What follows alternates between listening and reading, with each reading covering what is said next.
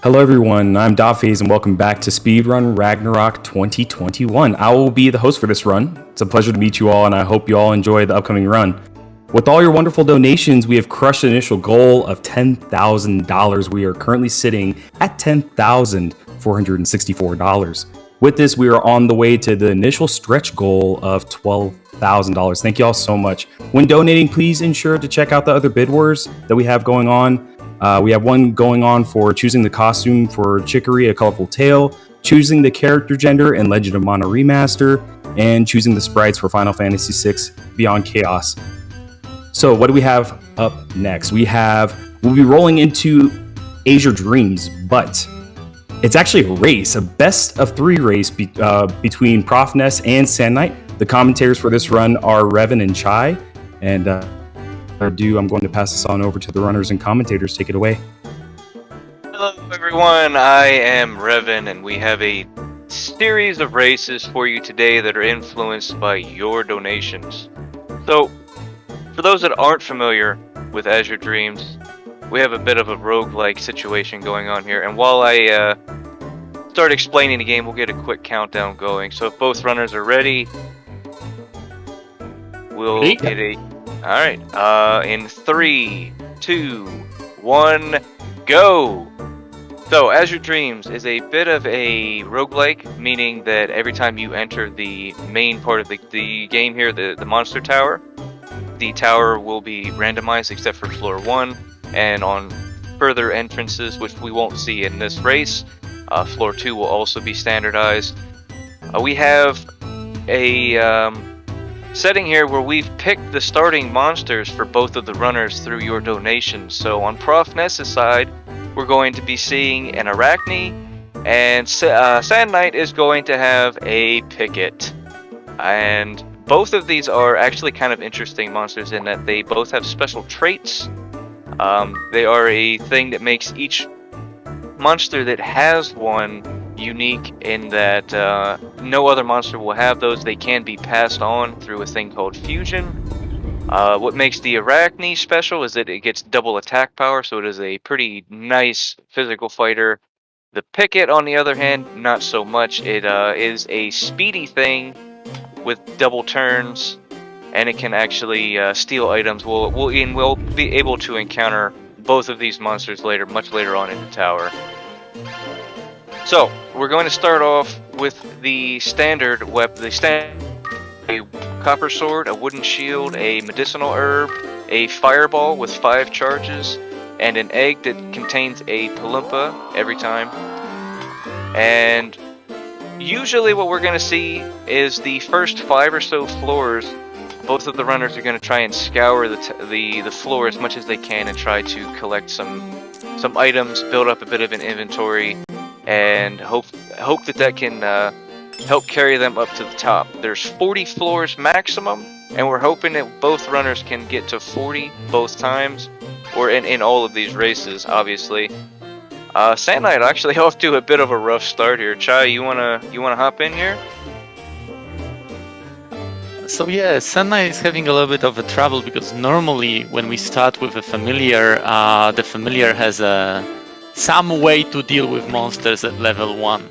Ko on his own is actually quite weak in the tower, and it's gonna become even more apparent that like the higher we go.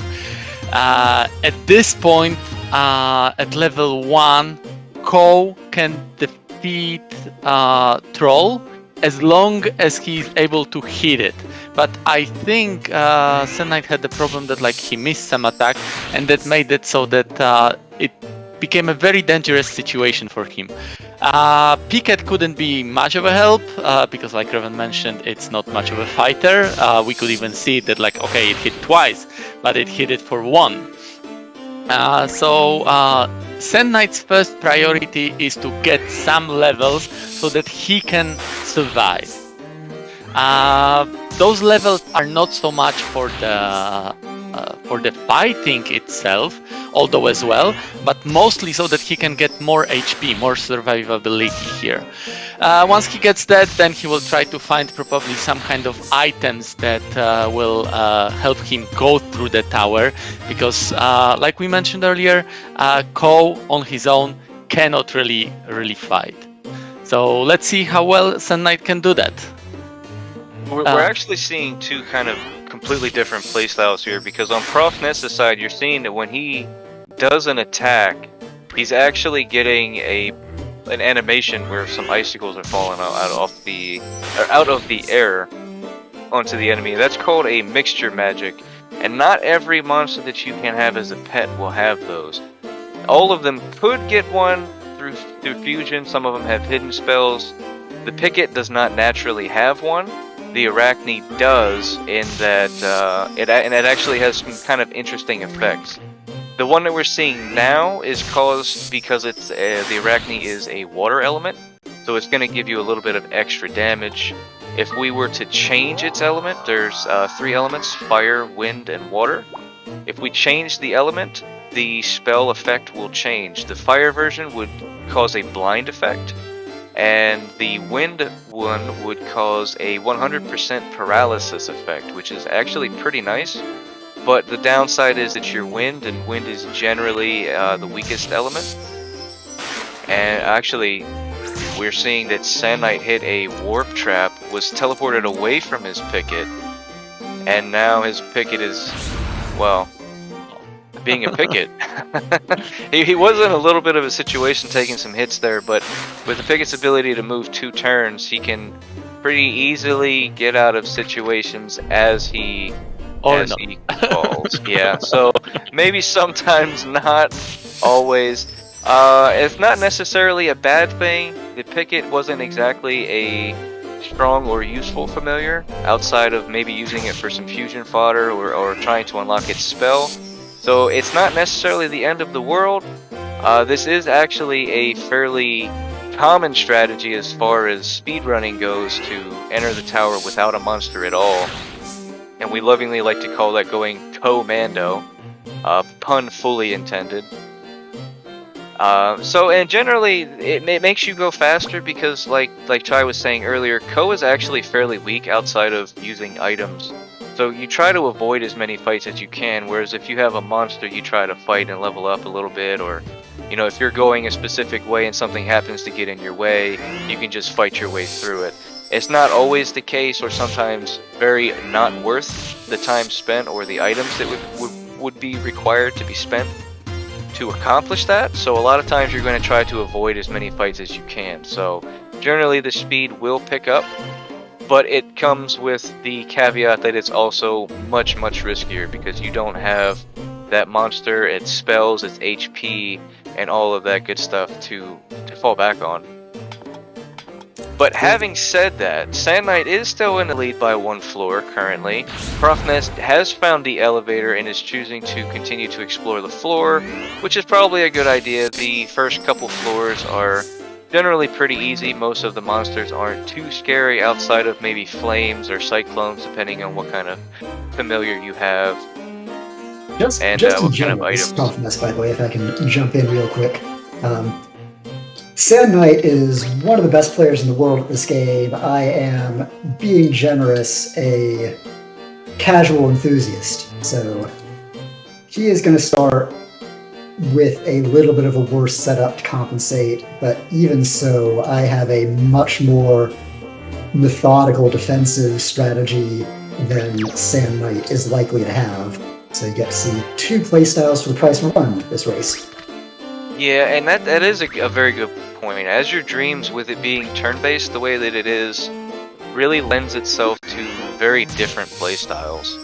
And there's not really any right or wrong way to play the game outside of don't die. So you can do that slow, methodical play, and we do have runners that do that and are very successful. And we have the runners that also play the faster, riskier setup, and you know they get more resets in general, but it can also be very successful with that method as well. So, like Profnes was saying, it's nice to see kind of the opposite ends of the spectrum here, and we're gonna see that for a while tonight. So enjoy. I would like to answer 2 questions that showed up in the chat. First one was related to are we not using that cool display feature to see their stats?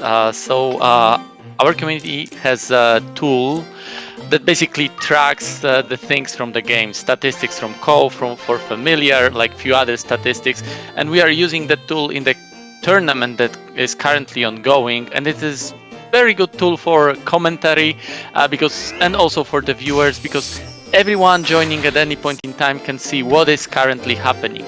Unfortunately, we don't use this tool on the leaderboard, and our runners are sort of using leaderboard rules, so they've decided not to use the tool. So we have to get by and be very observant with whatever is happening on the stream. On the screen, we get to see their inventory only when they open it. So no, we are not using that tool here. And there was a second question related to the fact that now Sand Knight doesn't have a familiar, and will that change the RNG? So both of the players are playing the same seed. Everything is supposed to be the same, minus some minor RNG things that would be a little bit too complicated to explain everything. And one of the things that will change now is that they still will play the same tower, they still will have the same items and layout of the floors, but the starting position of the monsters when they enter a new floor may be a little bit different because of the fact that Sand Knight doesn't have a familiar right now. But other than that, they will still play pretty much the same tower. Alright, so delving a little bit into some of the items that we're picking up here. The spell balls are pretty varied and incredibly useful most of the time. We just saw Profnes use a fireball. Now we do have the ability to kind of randomize them. We're not using that here. So any kind of an attacking spell ball will be fire based. And you start the game off with a fireball that has 5 charges. And you'll notice when they open their inventory, some of the items have a green name. Like that egg on Sand Knight's side that he just threw was an ochre colored egg. That is called obfuscation. And it's meant to, not let you know exactly what an item is until you identify it. And there are several ways that you can do that, between just using the spell ball until it doesn't work anymore, or there's an item that you can use I'll call truth glasses, that will tell you if an item is cursed or how many charges it has in that particular spell ball. But we're going to want to find as many of those attacking spell balls as we can. I believe there's 4 or 5 different versions of varying strength. And we'll want to find literally any of them because it'll make the climb that much faster and that much more reliable. And it's also pretty important that you be a little choosy on what you use those spell balls on, because they are elemental damage, and elemental damage is affected pretty heavily by opposing elements being strong or weak against them. So you're not going to want to use any of like a fireball on something that's water based, for example. You're going to do significantly less damage on those than you would on fire monsters, or especially on wind, as you would have the advantage and do a lot more damage. So the floors that Sand Knight is currently on, floor 6 and eventually through until floor 9, are what we like to call the water floors, in that most of the enemies on these floors are going to be water. Now there are a few exceptions, like that balloon there, that is actually fire elemental, but for the most part everything they're going to find here is going to be water elements, so they're not going to have an extreme use for any of their spell balls outside of some, use it or die kind of scenarios. But once we get past those floors, the value of those particular items picks up a lot more. And for Profnes, who still has his familiar, there are, I believe we've seen some seeds as well, and they have some varying uses. Sand Knight on incredibly low HP right now. With some proper movement, he should be able to, yes, and there's the elevator, he should be able to get out of that onto floor 7. Only with 5 HP though. Getting back to the seeds though, they have varying effects. Some of them can change what element your familiar is, or you can throw them at monsters to change their element. Wind seeds in particular are great for throwing at enemies because all of your spell balls are fire. Other than that, though, you could, for example, change the spider from water to wind and get the paralysis effect. We do actually see Profnes has a light and a wind seed, so he has kind of the elemental spectrum covered in that sense. But we do also have other seeds, like the Mahel seed will give you a temporary speed bonus. The Mazar seed, the Sand Knight just ate, is a free level up. And there's a couple other seeds that we'll mention when we start seeing them. Herbs also kind of have the same effect. There's some that can, most of them heal status effects. There's also one that'll cure your HP.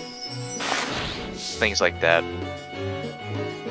To be honest, I'm a little bit worried about Sand Knight. Like Profnes mentioned, he's really good at this game. He knows what he's doing. He's got great knowledge, but knowledge can get you so far. In the end, we've got 40 floors to climb. And already on floor 8, Sand Knight at this point has very tough time fighting anything, because almost everything scary is water. He doesn't have really any ways to deal with water monsters, so the only way that really he can effectively beat these floors is to try to run away.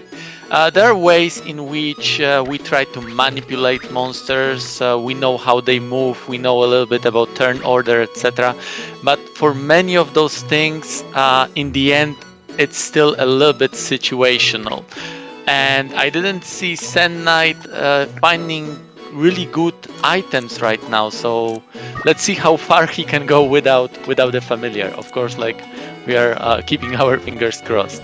Sand Knight is currently on floor 8, Profnes is on floor 6, so Sand Knight has 2 floors lead, but the winner of the match is, we decided this way that, like, whoever gets to floor first is the winner. To floor 40 first is the winner.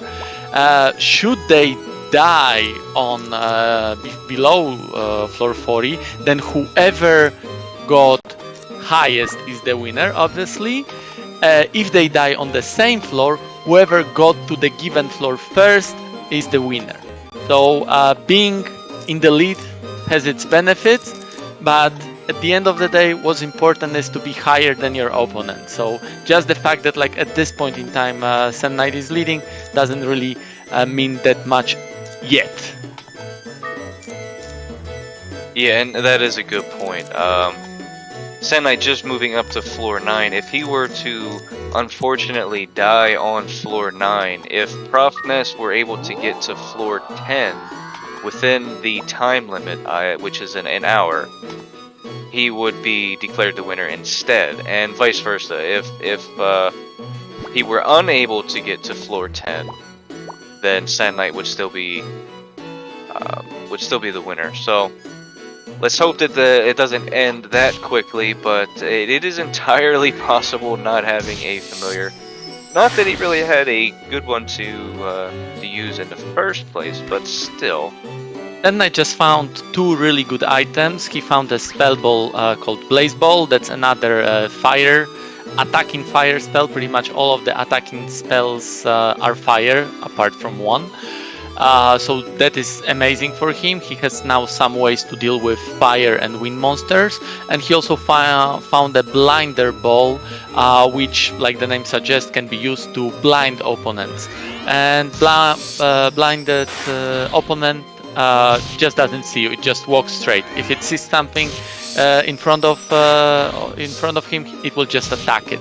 So that is very good spell ball, especially for going commando. While Sand Knight is on floor 10, Profnes is on floor 7 fighting one of the scarier monsters of the lower floors, a U-boat. It's a water monster, like many on floor 7. And the trick with this monster is that it most of the time rows while being underground, while being submerged, hence a U-boat name. And the thing with this is that whenever it's submerged, you cannot attack it. So you always have to let U-boat hit you first. You need to be hit first before it gets before it goes up, and you can attack it. So that's a very scary prospect for profnes. But his familiar is still alive, and it's really good familiar. He's got ways to deal with it, so not really in any danger at this point. Excellent. Sorry. Do you mind if I just interrupt you real quick? Sure, go ahead. Awesome. I just want to give a shout out. Game's done quick. Thank you so much for the raid.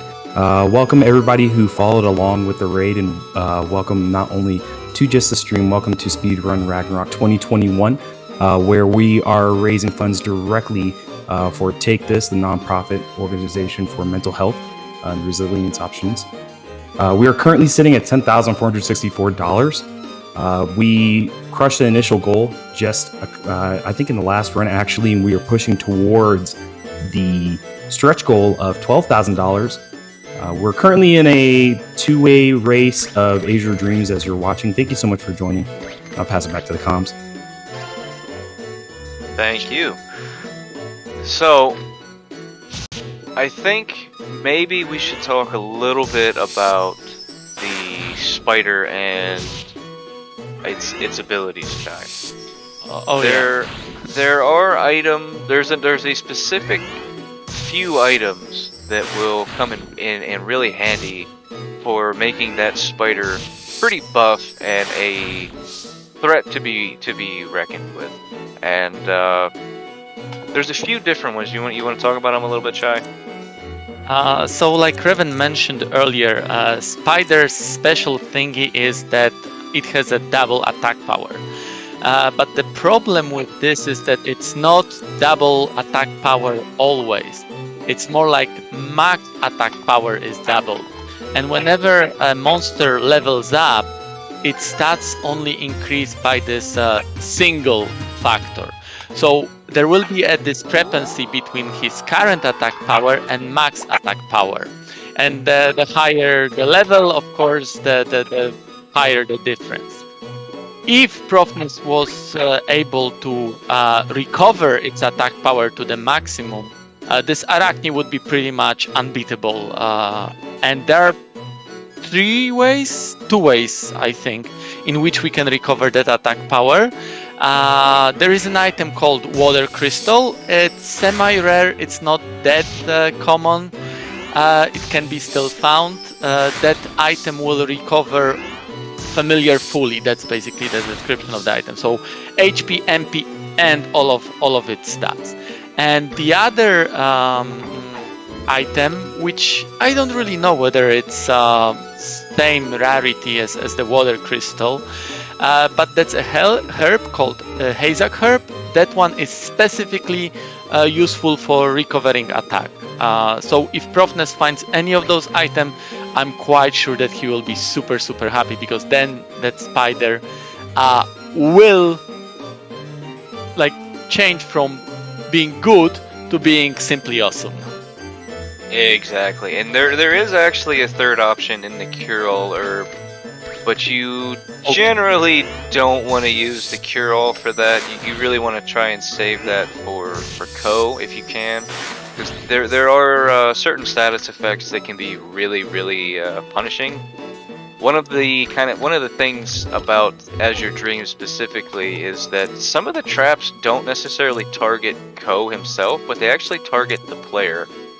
In that if you hit something like a blind trap, you can't see anything except for Ko. It takes your mini-map away, you can't see any tiles.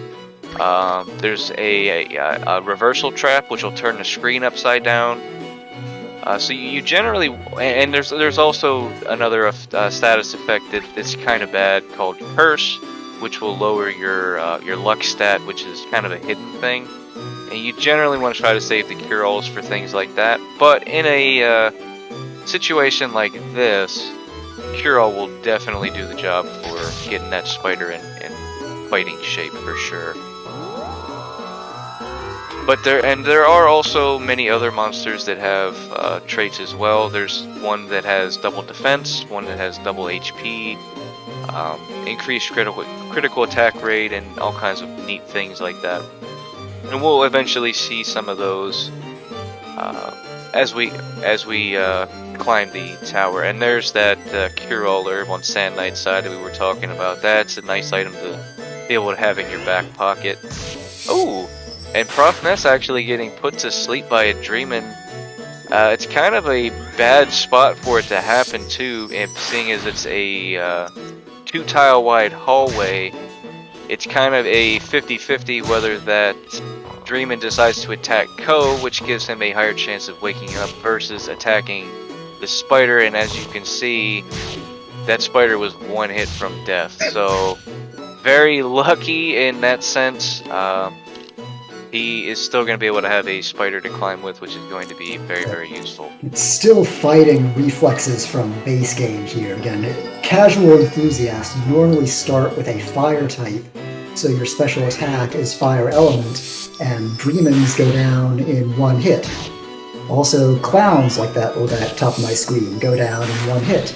I sometimes forget how scary some monster types can be when you don't have a good source of fire attack.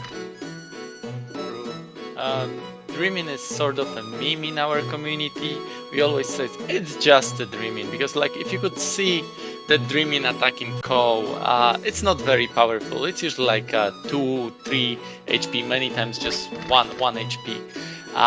But it has super annoying ability of putting you to sleep. And the problem is that, like, if you go to sleep, your familiar suddenly start having a mind of his own. He's trying to defend you, right? Like a good boy he is.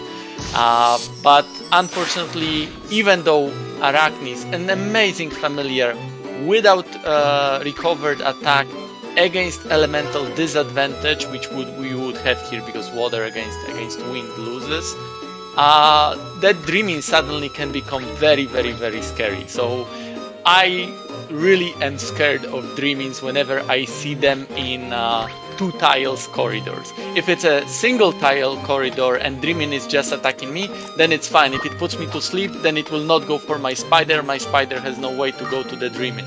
But if it's a 2 tile corridor, I try to avoid the Dreamings. They are technically weak, but at the same time can be super annoying. That is a very good point about casual play versus race or speedrun scenario.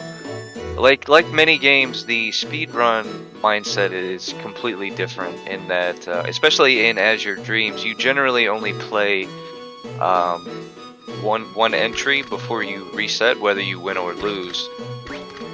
So being able to the way that you would normally get like monster buddies would be to find an egg in a tower, you leave, go home, and you hatch it in your house, and then you can take it back to the tower with you, level it up, and have a good time with it. As this is a single entry climb, going back to the house and hatching eggs, and it's just not an option. So a lot of times you'll see runners either hatch an egg, which means that it's a single use. Once you leave the tower, that monster is gone forever. Or there are 2 other uses in that you can feed the egg to your familiar and it'll gain 50 MP. Or you can throw it at a monster and whatever was in the egg will come out and do some kind of an attack, depending on what it is. Sometimes they can cast a spell, sometimes it'll do a physical attack. It can also miss, which is pretty rare, and usually very devastating when it happens. But those items that you would like to collect in the casual mindset are incredibly useful in the speedrun setting as single-use items. And we'll probably see that a good bit in these races.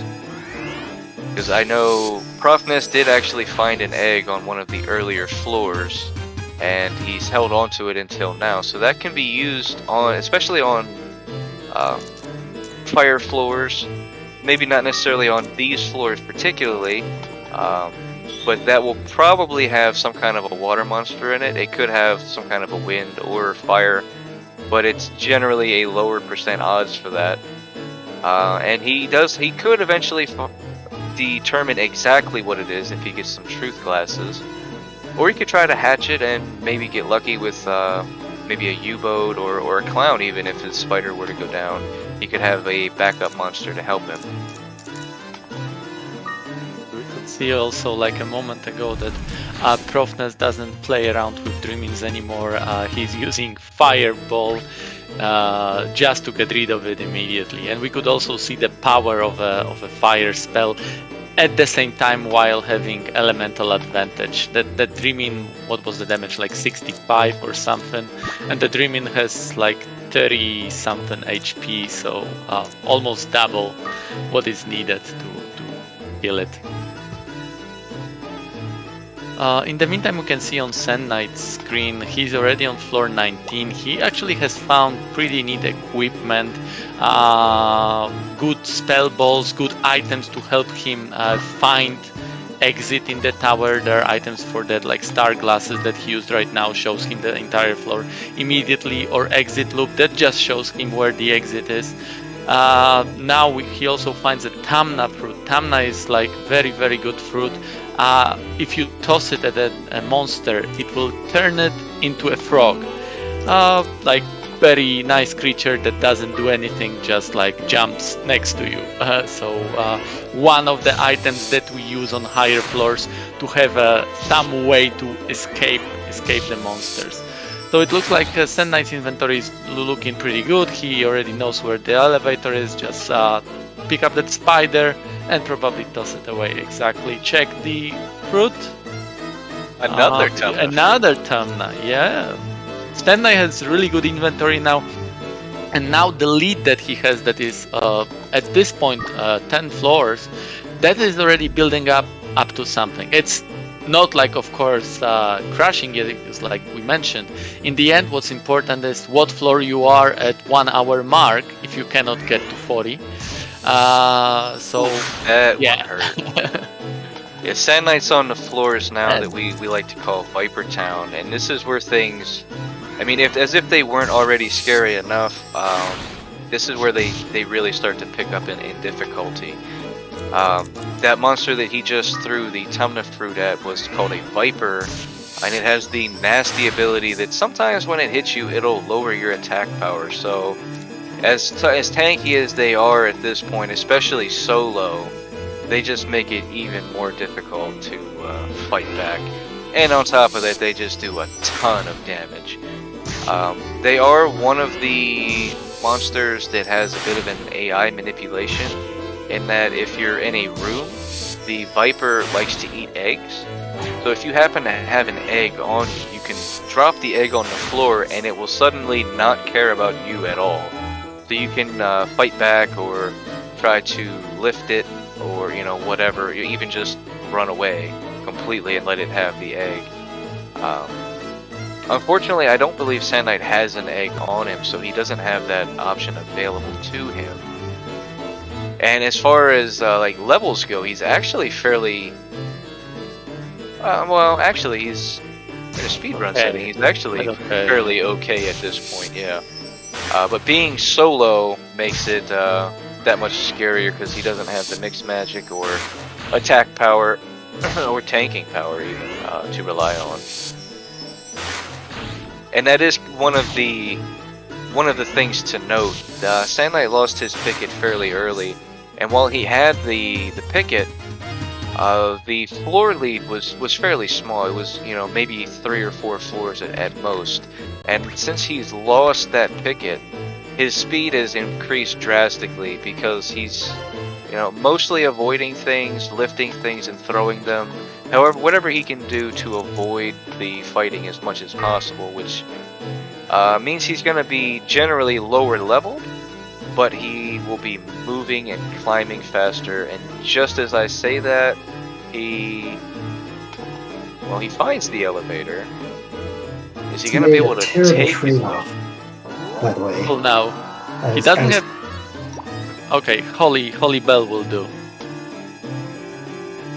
So I thought I was real nice and cool and almost had the Trinity of Elemental Swords 2 elemental swords and then the stream rod, which with a water starter would be amazing, but it was a cursed stream rod. So now while I am doing much more magic damage, I now can't unequip it, and correct me if I'm wrong, but as part of the exploration of the game code that went into making Derandomizer, was it not discovered that there is an under-the-hood luck stat in this game that gets permanently zeroed, or at least for the duration of the attempt, when you equip a cursed item?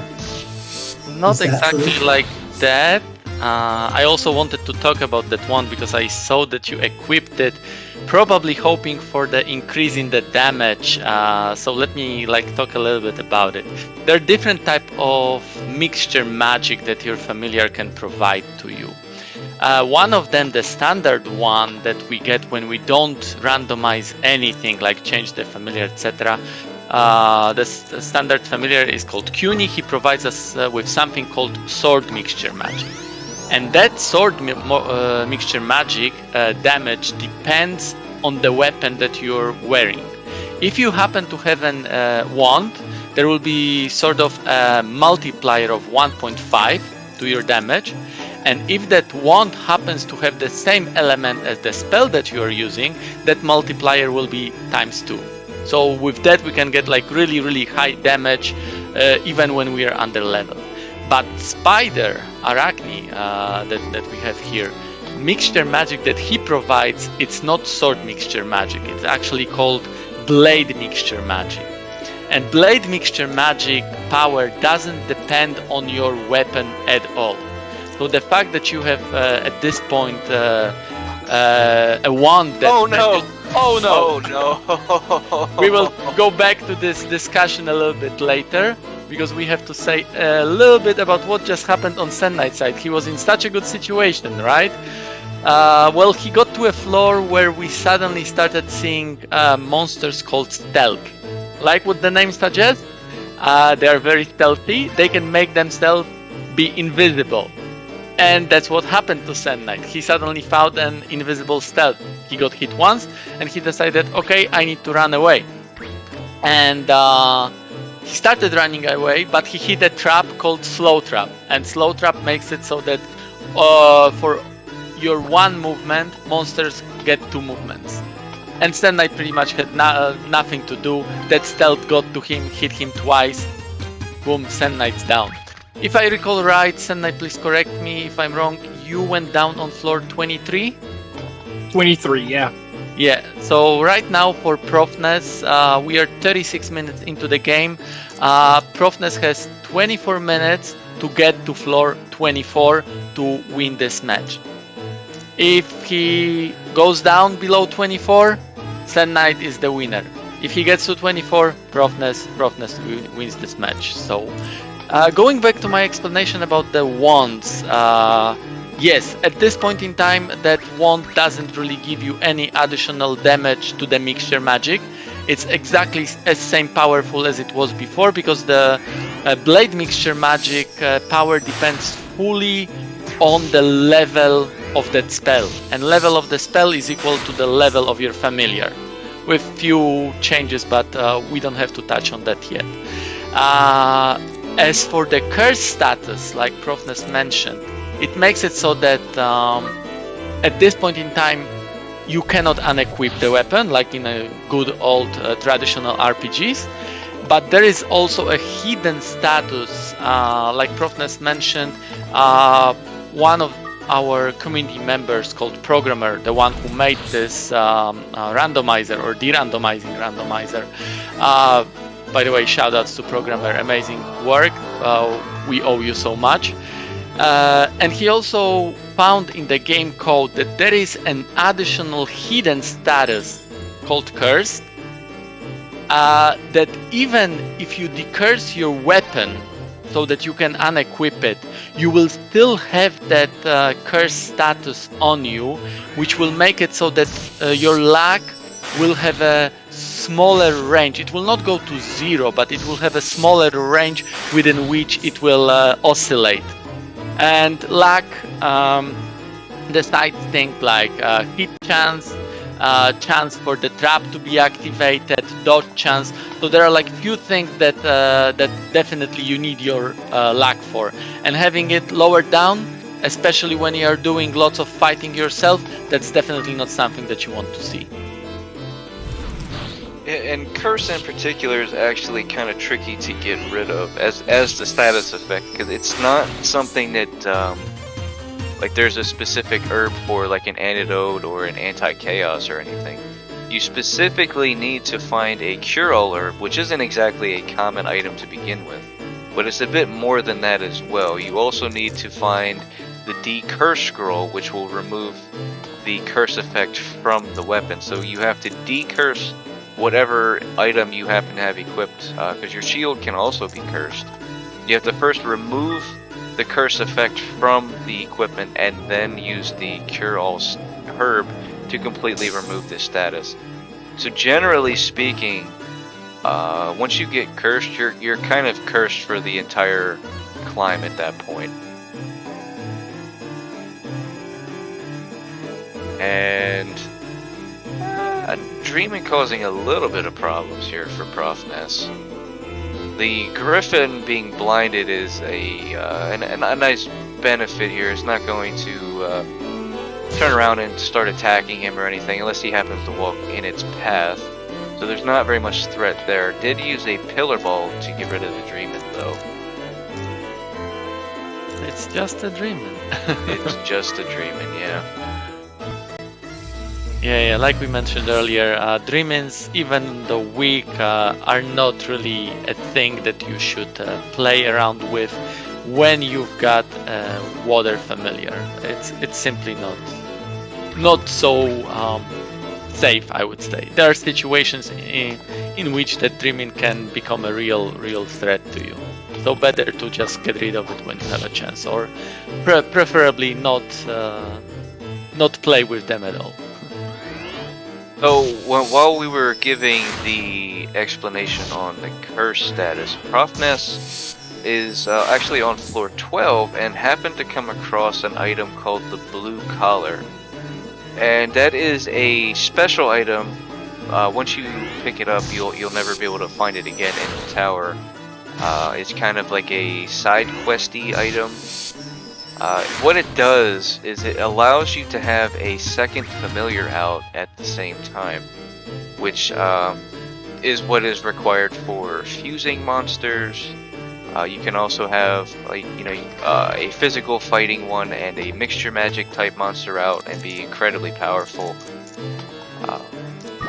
And again, that's something that in a casual play you only have to find that once. So it'll always be found on floor 12. And once you find that Blue Collar, you'll have all of its benefits permanently unlocked. Ooh, taking 15 damage from that Griffin, that hurts a little bit. Luckily, we do have the actually, what is this spell called? I forget what the water version of the spell is actually called. But having this particular spell is actually pretty nice against having Agaga also works. Hopefully. I've had eggs in this. Yeah. What is in this? Oh, Cyclone. That's a not a particularly strong monster, but it does have a very nice fusion trait. If you happen to fuse that with a monster, it'll make everything that it does cost half of its normal cost. So some of the other higher floor monsters that have abilities that cost 4 or 8 MP, it only costs 2 or 4 when you fuse that. So it makes them a lot more usable. They don't necessarily gain any kind of super buff traits like double attack or anything like that, but being able to use their cooler abilities or their more expensive mixture magic it's a very nice thing, because there are some spells that can cost upwards of 4 MP per cast, and depending on what you use them on, they can do very little damage, but they are incredibly useful at the same time, so being able to use those more regularly is nice. And Profnes also has that another egg that he can potentially hatch or toss or feed, so pretty nice.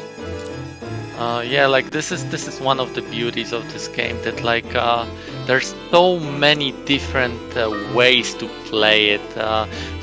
Almost any monster, even though like it may be weak, can find its niche usage.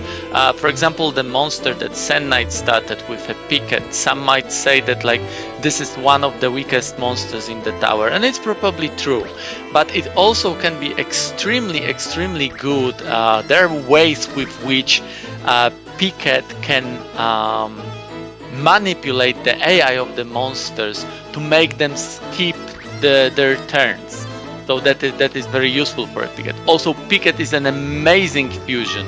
If for some reason Profnes, for example, found the Picket egg and was able to fuse it to that spider, we mentioned that spider has an amazing attack power, right? So think about it, that this spider could attack twice in a single turn, and that's exactly what a Picket would give it. So yeah, so many ways to play this game.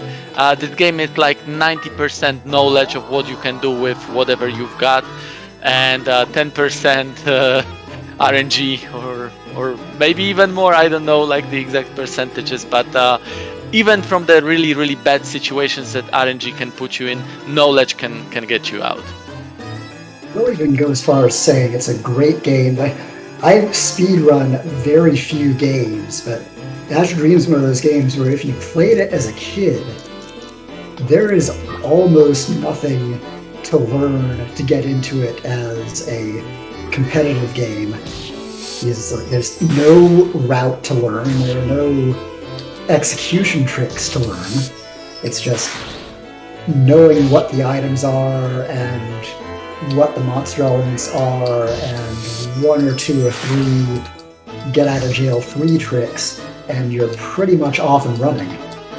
So if anyone in chat has played Azure Dreams even casually, definitely head over to the Azure Dreams Discord. They are a great, fun community, and they do hold entry-level tournaments with some regularity. Somebody in the chat mentioned a GBC version of this game. Yes, there is another version of this game for Game Boy Color. At the same time, while being the same, it's also different, because this game, apart from having really fun gameplay in the tower, it also has some other elements like town building, dating simulator. All of that makes it like very unique. I personally never played the GBC version, but I've seen it. The tower is a little bit different. There is, in a sense, more monsters. There are also bosses that you have to go through. In this case, you pretty much have a guaranteed win in a game if you get to floor 40, because fight against the final boss is scripted. So the only thing that you need to do in a speedrun, quote unquote only thing, is just to find the elevator really quickly on every single floor, and even on level 1 you go up against the final boss and you're good to go, right? That's your speedrun. On the GBC, as far as I know, you cannot really do it because you got bosses. I was hoping to lure that troll into the pit, because there's height advantage in this game. You get a little more damage if the enemy goes down.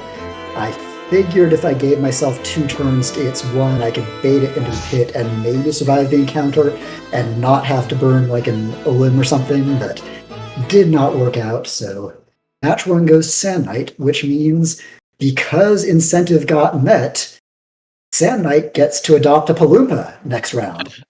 Yes, let us tell a little bit about it. Your amazing donations let us... quick stretch break while you explain that, so... take your time. One quick sec. What I was saying is that thanks to your amazing donations, please send more amazing costs.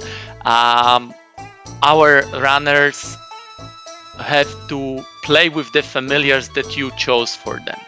But there was also another donation incentive to go with something we called Palumpa percent. Palumpa is that like really nice green blob that you've seen on early floors. It's one of the weakest monsters in the tower, if not the weakest. and we get an egg for that monsters on floor 1. Polompa percent category, it's sort of a meme one, means that you have to hatch that egg the moment you get it, and you have to keep it on your side till you get to floor 4. You're not allowed to let it die, you're not allowed to bag it, you have to use it all the time, every single step that you take in the tower.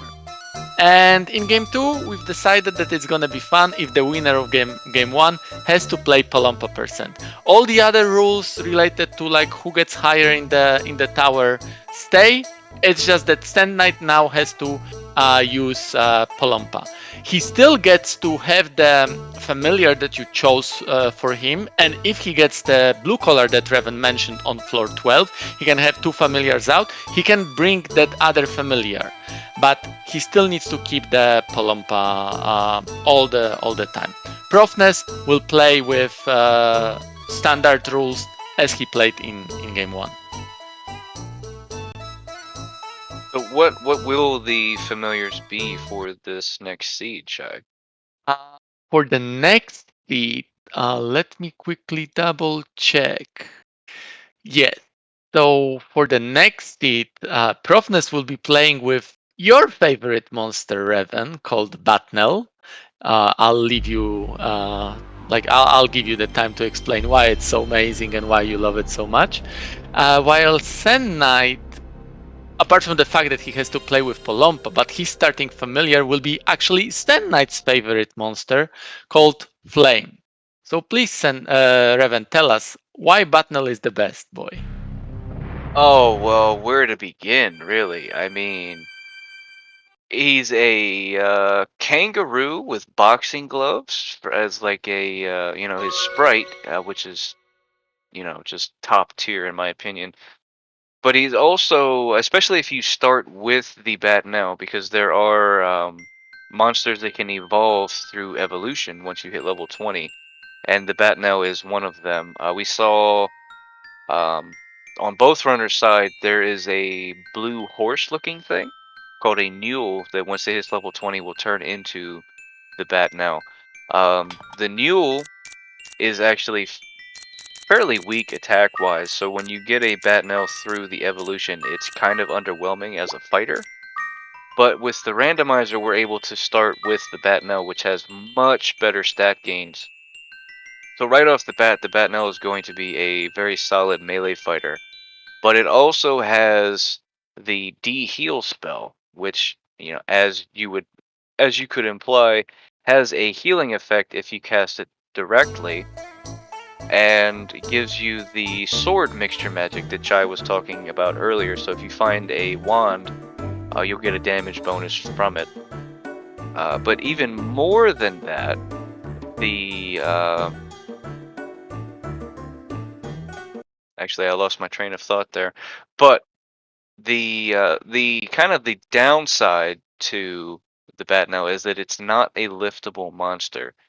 So something like the clown or the Polompa, you'd be able to lift it over your head and walk around with it and keep it out of danger, or perform some kind of niche glitches through that state.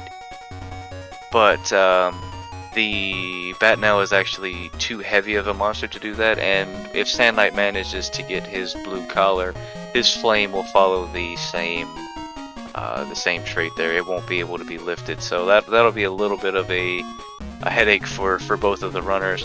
And in Sand Knight's particular case, only being able to pull his flame out on floor 12 is going to be a bit of a challenge in itself, as his flame is going to only be level 1 at that point, and the monsters that he's going to be encountering are going to be fairly tough. If he can manage to kill a few of them, though, his flame should get pretty buff pretty quick, though, so we'll see how that plays out for him. We've got a little bit of difficulties on Sand Knight's side, technical difficulties, while he's trying to fix his controller. Profnes is actually showing off the GBC version of this game. Profnes, do you want to say a little bit about it? In fact, just has an absolute bopping title screen. I have played the Game Boy Color, not competitively, but again, casually, and it is a strong PlayStation to Game Boy Color adaptation. Normally when you hear PlayStation straight to GBC, your first thought should rightly be Cusa Grande, but no, apart from the fact that it doesn't quite have the as extensive like dating sim mode, and the rebuild the town component is a little bit more reduced, it is still a very strong you still get the tower, you still get maybe even more monsters, more evolutions, more character interactions. Pretty solid graphics. It is actually a Game Boy Color, Game Boy Classic dual mode game, so you can play it on any Game Boy you have, and yeah, I would definitely recommend picking it up if you spot it. This version actually has even extended tower as compared to the PSX version, because from what I heard, there is some kind of like basement in the tower that is like 99 floors tall, right? If you want to talk about extended tower, you really should mention another thing found by programmer and the Derando community. There is a second tower in vanilla Azure Dreams that is very nearly complete. It's a little bit buggy if you start playing it seriously, but it is there almost fully implemented in the base game. But for we tracked down what flags would enable it. One of them, as I recall, is beating the game. The other is having an item in your inventory, and we just don't know where to find that item other than sheets right now. But it absolutely floored me when I heard that Second Tower Endless Hard Mode had been discovered. So again, head on over to the Azure Dreams Discord and ask around for details on how to get that set up if you want to check it out. Is it okay if I come in with a quick donation? Absolutely. Awesome. Cool. We got a $15 donation from Sparkover with a comment saying, "So happy to see that we reached 10,000 today. Amazing work, everybody. Let's keep raising those funds since we still have another day left of the marathon. Also, shoutouts to my boyfriend, dotphase, who is reading this and is a cutie patootie. Love you, babe. I love you too, babe."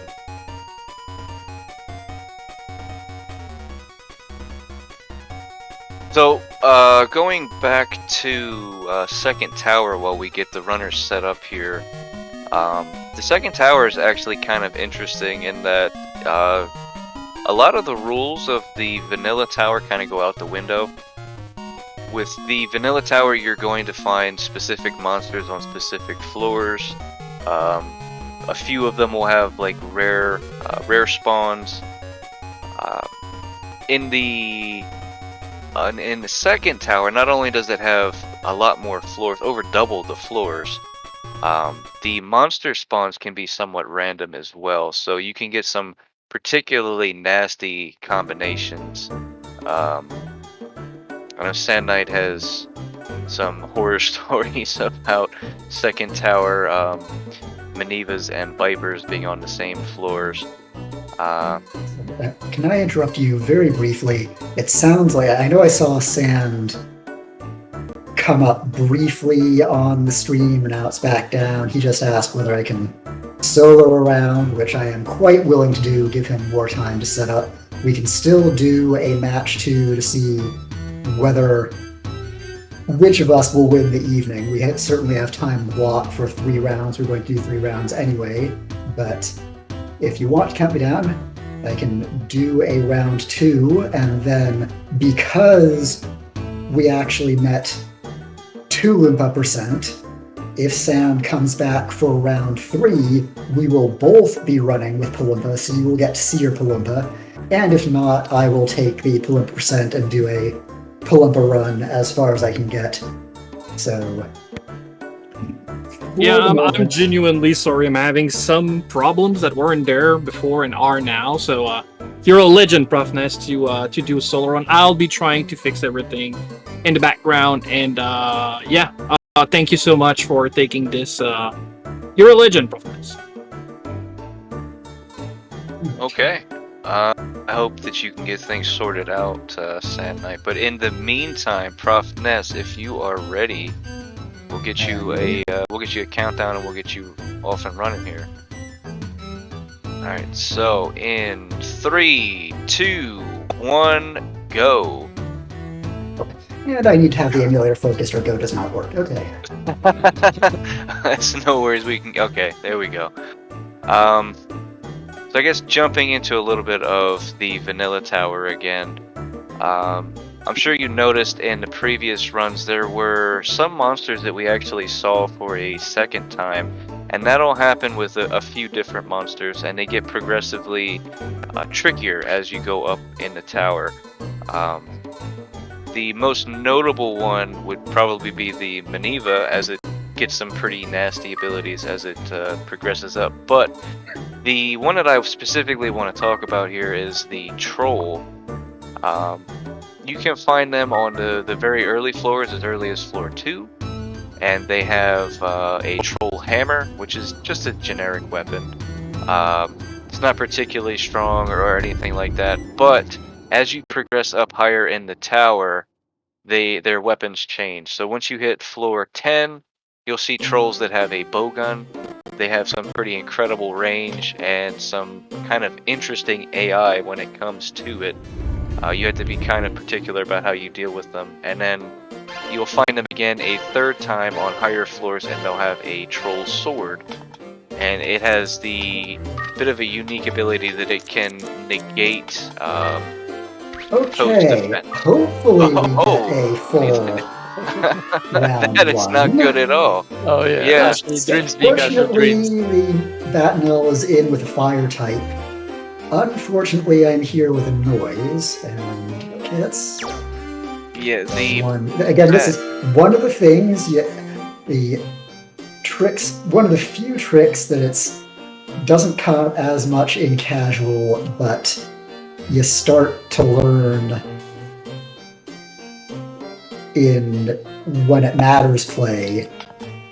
You can't do much with your familiar when they are out of range or confused or whatever, but you can usually knock their AI down so that they don't go anywhere and they only defend themselves, and you can hopefully find your way back to them. But otherwise, this may turn into a pretty short run. yeah, Good chance that Batnel will win that battle, because Batnel is water, Troll is fire, Yeah. so Batnel has an advantage. And Batnel also has pretty good stats. Its HP was not so amazing, but you could just see on the screen that it used an ability called de-heal. Batnel can heal itself. So yeah, it was And able to moreover, win and level up at the same time. If, like, I did a dual practice run and learned at that point that if you, like, I normally keep things on backup with magic for the additional attack power every strike, but if a mule is left on backup with magic, it will heal you whenever you take damage. And since that heal is a 2 or 3 MP ability, you do not want it healing all over the place.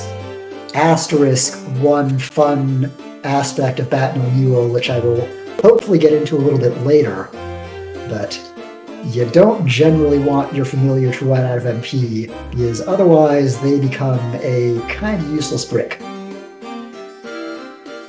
Reven, do you want to touch the subject of the MP and Batnel?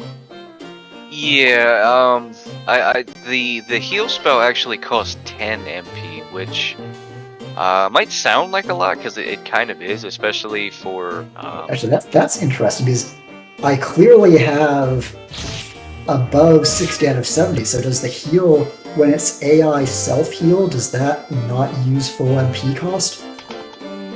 it might not have actually healed itself at all. De-heal as the spell leveled up, you were kind of mashing through that pretty quick. It might not have actually healed itself at all. I've seen that, so maybe it costs less. Yeah, it might. it might cost less if it auto-casted itself. I am not really sure because I try to avoid that as much as I can. Yeah. I know if you cast the D-heal spell directly, it'll cost 10 MP, which sounds like a lot, and it is for pretty much for most monsters. There are a select few that have special eating habits, and having said that, the Batnel is actually one of them in that it can eat any herb, seed, or fruit on the ground, and it'll gain 50 MP from it. So in a sense, it kind of has unlimited MP. You can just feed it, you know, whatever you don't want or need at the time. You know, those wake-up herbs, Hazic herbs, things that wouldn't normally be useful to you outside of leaving them on the ground, or you could I feed usually them. feed spare herbs just for the +2 MP it usually is. But yeah, on a Euro Yeah. of Batnel, it's most of a full recharge from the most common items in the tower. Exactly, Normally it's only a yeah. Pita fruit for 50 or big Pita for 100. Exactly, yeah. So And then, keeping the Mule's MP up is actually pretty easy, and there are 2 other monsters that have special eating habits like that. Picket being one, where it can eat literally anything. You can feed it a coin, a sword, a pair of glasses, and it'll get the 50 MP out of it. And the Kid, or its evolved version, the Dragon, will eat anything metal. So swords, certain shields, copper coins off the ground, and it'll get like 50 MP from coins and 2 MP from anything else, even a Pita fruit.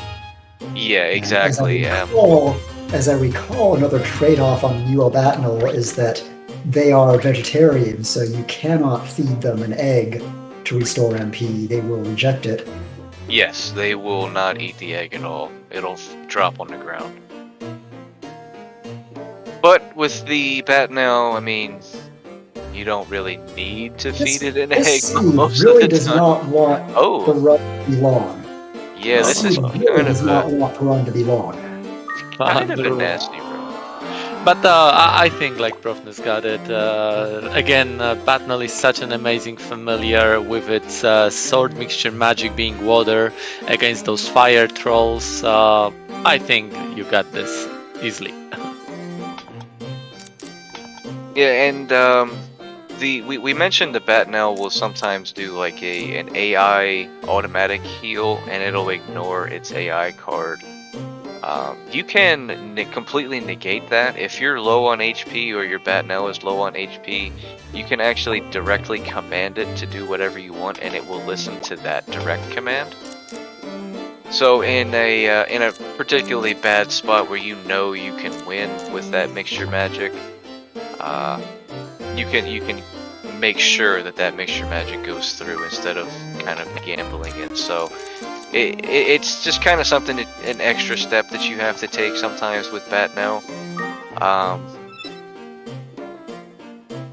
It's still the best monster though. Those misses are not This fun. RNG. Oh well, yeah. This is terrible RNG. That's 2 misses in a row, Misses. 3 misses in a row. Yeah, when I was saying that you got this, I was not expecting that you're gonna have miss after miss. But yeah, let's hope RNG fixes itself, and yeah. Okay, it seems that like you can take them out in a single hit. There's the power of the Batnel and the sword mixture magic with the elemental advantage. Even at such low levels, it can many times one hit many monsters. So that item that Profnes used was called a Holy Scroll, and you can either use it directly on Ko, and it will give you a tile of immunity for several turns, which is why all of the trolls were hitting the Batnel instead, because they physically could not damage Ko. It does also have another use that you can have it over your head and throw it at an enemy, and whatever enemy Item worthy of comment, although I'm not gonna hang on to it to use it later in the tower this run. But you can actually downgrade enemy trolls by re-equipping them with a weaker weapon midstream. That was a troll hammer. It is only usable by trolls. But if you chuck it at a troll, whatever weapon it has, which could be a sword, could be a crossbow, it will become a hammer troll and be able to do less damage at less range. It'll still have its level, but... Yeah, it'll still be whatever level it was, so the higher floor trolls will still hit a little pretty hard, but it won't have the sword effect that negates your defense, so they'll do less damage.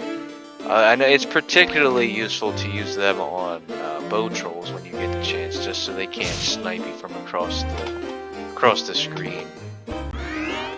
Well, for anything that has a ranged attack, I get the feeling that ranged attacks were coded kind of custom special one-off, because the AI targeting behavior of anything that fires a spell and trolls, because they have a ranged attack as their base attack, generally,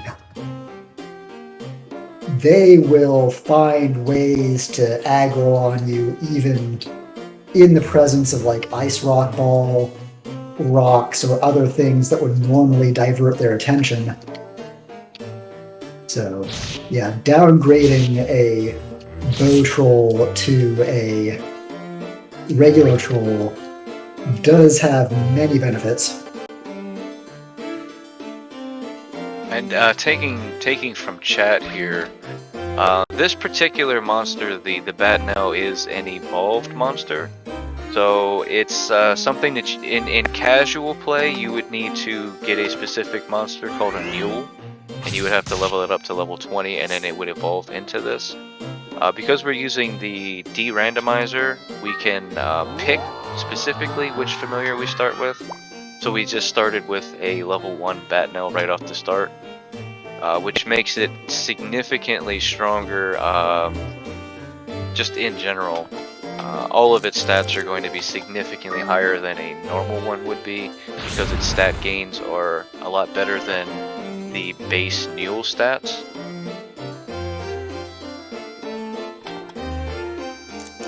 And kind of something neat about the most of the monsters that can evolve. If the monster was liftable beforehand, like a griffin, for example, can evolve into a granute. And the griffin is liftable, the game is supposed to flip a switch that says that the monster is no longer liftable, but it doesn't. So in the case of the granute, if you use the Derandomizer to start with that specifically, it won't be liftable. But if you start with the griffin first, evolve it into the granute, it'll still be liftable. I did not know. It's interesting. And yes, the granute does give you the picket proof, being able to prevent the steel protection, which is also actually a passable trait, if I recall. It doesn't actually mention in the fusion results. It's kind of a hidden thing, but I believe that is a passable thing from the Griffin. I just kind of got into a little bit of a bad spot there. There is height advantage, but you can't traverse more than one level of height at a time, at least not upwards. You also cannot attack more than one height level at a time, so even though I hit that raise up trap and I could have kept going, I would have lost the Batnell if I had continued into that room. I apologize for the interruption. Is it okay if I come in with a donation? Go ahead. Sure. Sure. Awesome. So we have a $10 donation coming in from Garby with the comment of, "Good luck, Profnes and Sand Knight." With that, the $10 went towards the Chicory A Colorful Tale bid war for choosing the costume between Poison Mushroom, Bat Dog, Reptar, or Captain Teemo. That $10 went to Poison Mushroom, putting Poison Mushroom at $30 and Bat Dog is in the lead with 100. Don't forget, we do have those bid wars open. We have one open for Legend of Mana Remaster as well for choosing the character gender, either between male or female. Females winning with $8, and then we also have another bid war open for Final Fantasy VI Beyond Chaos, and welcome back, between choosing the sprites There are no amounts put in right now for the 3 choices of only girls, only anime, and only pets. And I'll pass it back to the comms. Oh, I'm glad I used that truth glass because that iron shield looks like it might have been cursed. Does -1 always mean cursed, or is it possible to have a non-cursed -1? I just got information from Sennite that he was able to sort out his problem, so with a little bit of a delay, because we are 15 minutes into the game number 2, he's gonna start the second feed, like we earlier mentioned. He is going to start with a monster called Flame, his favorite one, but he is actually gonna do Palumpa%, so he needs to hatch the egg the moment he gets it, and use it every single moment when he's in the tower. So good luck to Sennite on catching up. Right, welcome back, Sennite. Yes, welcome. Thank you very much. I am Welcome back. back. Welcome back. I'm gonna give you a preliminary good luck because you're gonna need it using Palumpa. But going back It's a water to monster. I have a water monster. How that can be? it's a very different climb, I assure you. To answer your question about the shield, though, if you use a truth class on an item and it's -1, it'll always be cursed. You can have a -1 weapon or shield if you hit like a rust trap that's not cursed, but if you find one that's already -1, it will be cursed. You can, having said that though, you can also find items that can be as high as +2 on occasion. So Diamond Shield +2 in practice, and it was amazing. Yeah, they can I be. also got a holy sword out of Baron Gacha. Oh, very nice indeed. The holy sword is pretty much the best sword in a game. I believe the dark sword is slightly stronger, but it suffers from some pretty heavy accuracy problems, so it's not exactly an ideal thing. Anyone looking at numbers just now, I chanced it on the leather shield, even though leather shield base is 1 defense and starter shield base is 2 defense. Leather shield, I am to understand, has a enhanced evade rate for physical attacks. So in cases it can be a little bit better, and a +1 leather with a blue sand upgrade in tow. I now have something significantly better than I started with. Yeah, and that is something kind of interesting to point out. On early floors, it's somewhat preferable to have a strong defensive shield, like a diamond shield, for example, because the damage reduction that they provide is a lot more useful. You can, the way it works, I believe it's every 2 points of defense reduces 1 point of damage. So when you're only taking, 6 points of damage and you can reduce 2 of it, that's a lot more useful than reducing none of it with the 1 defense. And perhaps getting the lucky dodge. But once you start climbing higher in the tower and monsters are doing upwards of 50 to 80 damage per hit, reducing the 2 damage from their hit really doesn't matter at this point. So having that extra dodge chance and being able to just completely avoid all of the damage becomes a lot more relevant. And having found one that's not cursed is just an added benefit. Actually, that one started with +1, and I gave it another +1 with an item, so Yes, you actually have 3 defense, so it actually reduces 1 point of damage at this point. And if you happen to find another blue sand, you can reduce it up to 2, which I mean is basically 1 or 2 because shield. it uses also Cove's defense, so it adds up. Good point. And there is also some kind of like division over 2 there, so 1 or 2, depending on the situation. Gimmick, if you swing your sword or your weapon and there is a trap right in front of you, it will reveal the trap and give you a small experience bonus. So if you have a trap scroll that shows where the traps are but does not technically activate reveal them, you can get a little bit of extra experience. Now, it only applies to Ko, it doesn't apply it to the familiar, but that can still add up and have value, particularly on the early floors. Senna in a little bit of a tough situation. Yeah, this is not looking good for his Palumpa at all. Okay, it survived. That's most important. He can't take another hit though. He's gonna have to do something. Don't attack Senna. He's very good at doing something. There you go. So Senna used a little bit of a manipulation here. He commanded his familiar to move to the right side, and he skipped his turn. When he skips his turn and commands a familiar, that command will take precedence over any other monsters in the tower.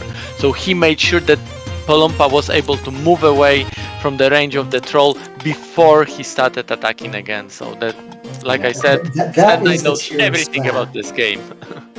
That is the tier of strat that I simply do not know. I've started to notice what the order of execution kinda is between.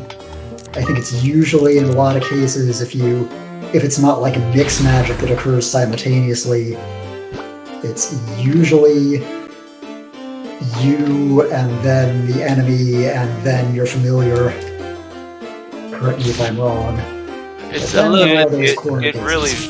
It really varies. That goes into turn order manipulation, and Czaj definitely understands that a lot better than I will. So I'll let him explain that bit.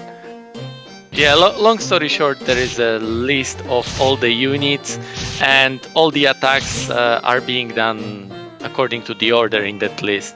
And there are like different actions that can switch the position in the list. For example, the manipulation that Senna did, where he keeps a turn and commands his familiar, makes it so that familiar goes to the top of the list. Well, to the second place, because the top is always Ko. Ko always is the first one that moves. So Palumpa was then, after such order, Palumpa was second in the list. So we knew that Palumpa would move first before anything else. So go ahead, Czaj. No, I just wanted to mention that like Senna already like started playing the game. He's like getting some levels so that he can fight sort of reliably, and he's already on floor 4. So he's slowly but surely catching up.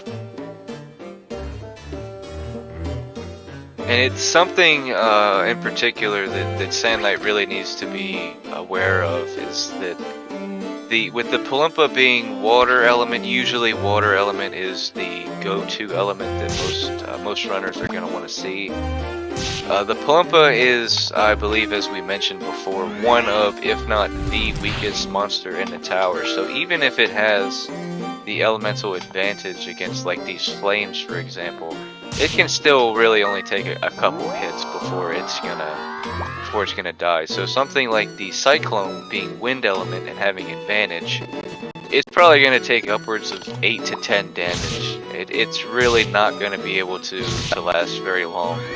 And it doesn't have any mixture magic or anything to help us out, so that's kind of the challenge of this run. You have a virtually worthless familiar that you have to protect as kind of a weak combatant in the tower to begin with. Now granted, you do have items at your disposal. The game gives you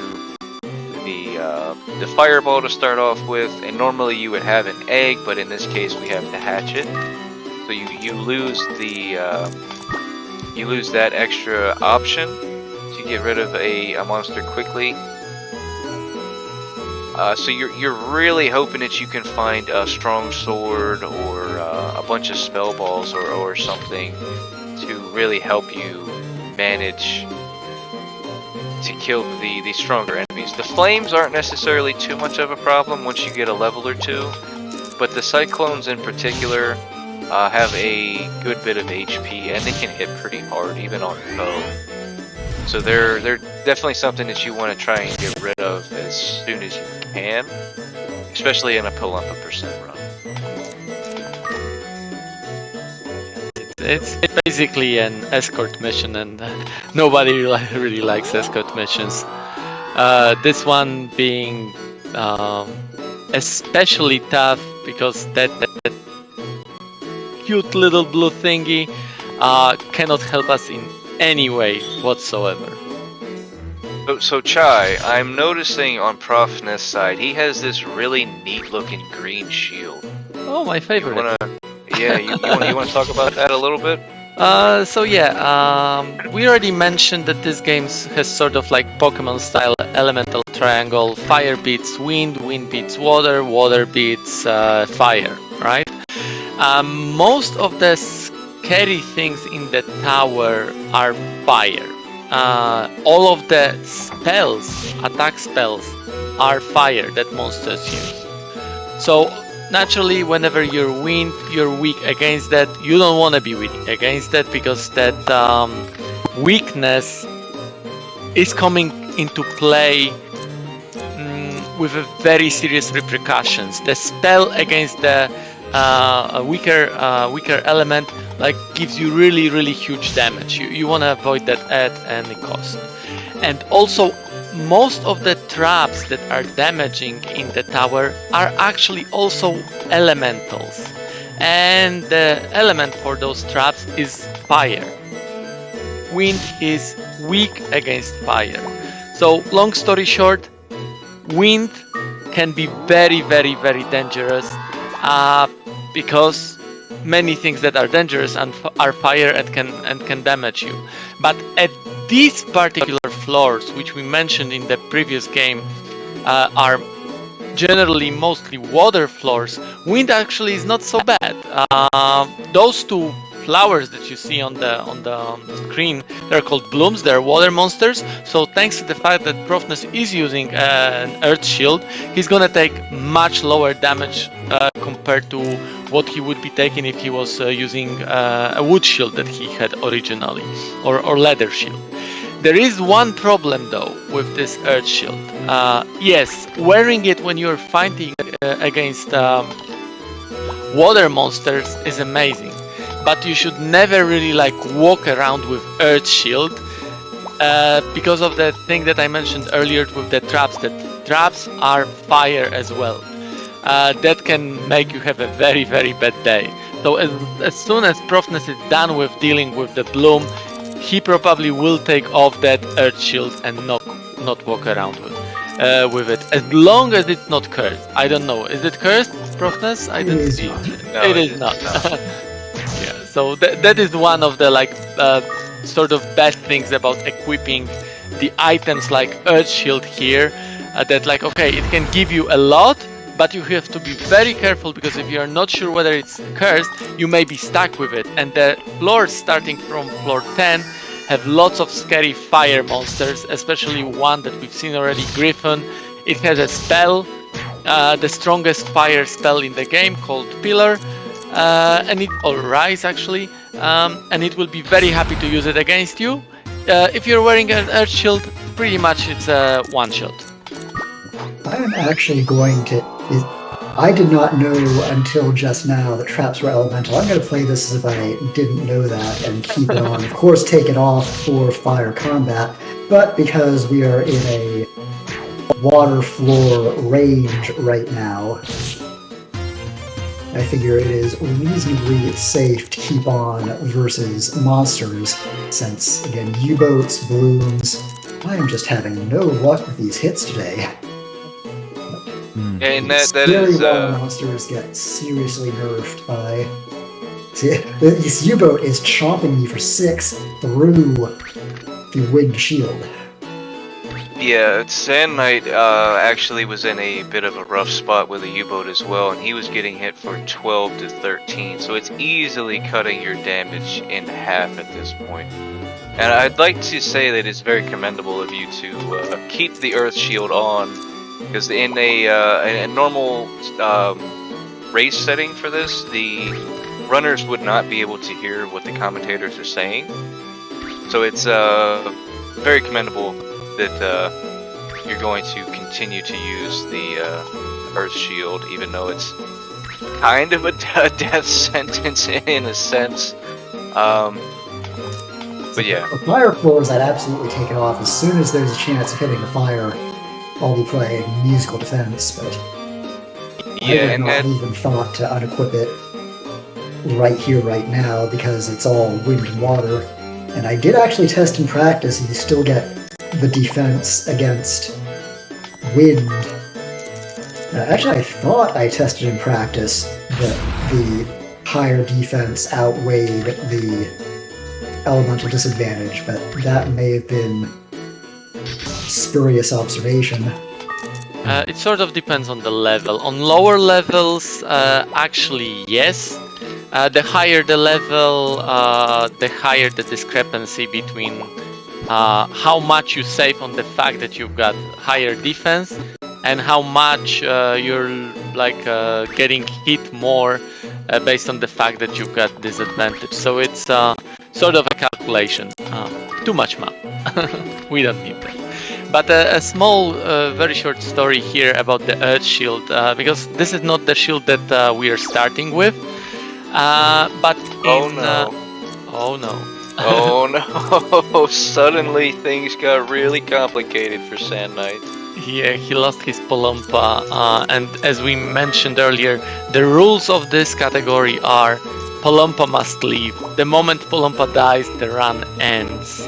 So let's see whether Sand Knight is able to like get back to Palumpa in time to make that cute little thing be alive. Oh no, it's in a battle. Oh yeah, it looks like it might be fighting a Dreamin' or something. Hey, I'm sorry for the interruption. Is it okay if I get another donation in real quick? Go ahead. Sure. Awesome. We have a $5 donation coming in from Hextree. Thank you so much with a comment of, the Tao's Adventure prequel. How retro. We want to talk Tao's Adventure now, do we? No, we don't at all. This isn't the Azure Dreams Discord. We are technically allowed to mention Tao's Adventure. Yeah. Good luck, Without Sand Knight getting in Profnes. Banned for life. Hex3 is a member of our community, and Tao's Adventure is a spiritual successor to this game. We sort of don't talk about Tao's because we more or less agree on the fact that this game shouldn't bear the name Azure Dreams. Azure Dreams is so much better in so many places than Tao, but Hex3 sort of as a meme had to finish Tao's Adventure, which he did. I think yesterday, so Yeah, it was just a couple days ago at most. GG Hex. But in the meantime, unfortunately, Sand Knight was not able to save his Palumpa. Palumpa went down on floor, was it 8, Sand Knight? 8, I believe, yeah. Floor 8, yes. So Profnes to win this round needs to get to floor or 9. who was 9 because Sand Knight was Sand Knight first was on first. the floor 8. So if Profnes gets to floor 9, he wins this round.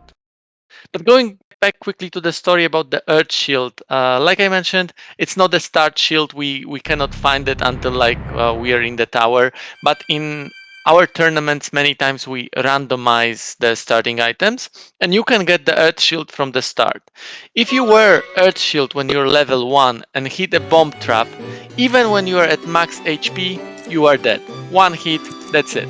So we actually have seen situations where that happened. That's why Earth Shield is something very, very scary to many runners. Whenever they see Earth Shield, they immediately think, no, wind is the absolutely worst element. I don't want to have like anything in common with wind. So, yeah. Did you know, Profnes, that this shield wouldn't be cursed when you were equipping it? I specifically truth glassed it. There you go. There you go. Yeah, there is nothing worse than gambling on the Earth Shield and getting cursed by it. A lot of times, if runners will do the gamble, they'll make sure that they have a decurse scroll on them first so they can still take it off. Specifically because it's essentially a bomb trap detector. If you have it on when entering rooms, you're pretty much guaranteed to hit one at some point, and it's gonna hurt real bad. One thing about like a trap detector, I did notice earlier, Profnes, that your Batnel was not positioned right behind you, but it is now. So I presume you changed it because you don't want to have a walking trap detector, right? I changed the lineup. I didn't start doing that until recently, but again, without knowing all of the priorities of who moves when and where, it's more intuitive to me to know that in any direction I can find Ko's back. In any direction, reflexively, I cannot necessarily find rear diagonal tile. It makes sense game default-wise that they would default it to rear diagonal just because eventually and for most of a regular playthrough you're going to have that blue collar. You are expected to have two monsters out at once, one on either side. But yeah, I suppose trap detector is also another good reason to not have it sweeping through hexes that you are not yourself walking through. Exactly. To that floor because, again, minus knowledge of where sand cut off, I would not have known to go straight to the exit, so I would have done my full explore.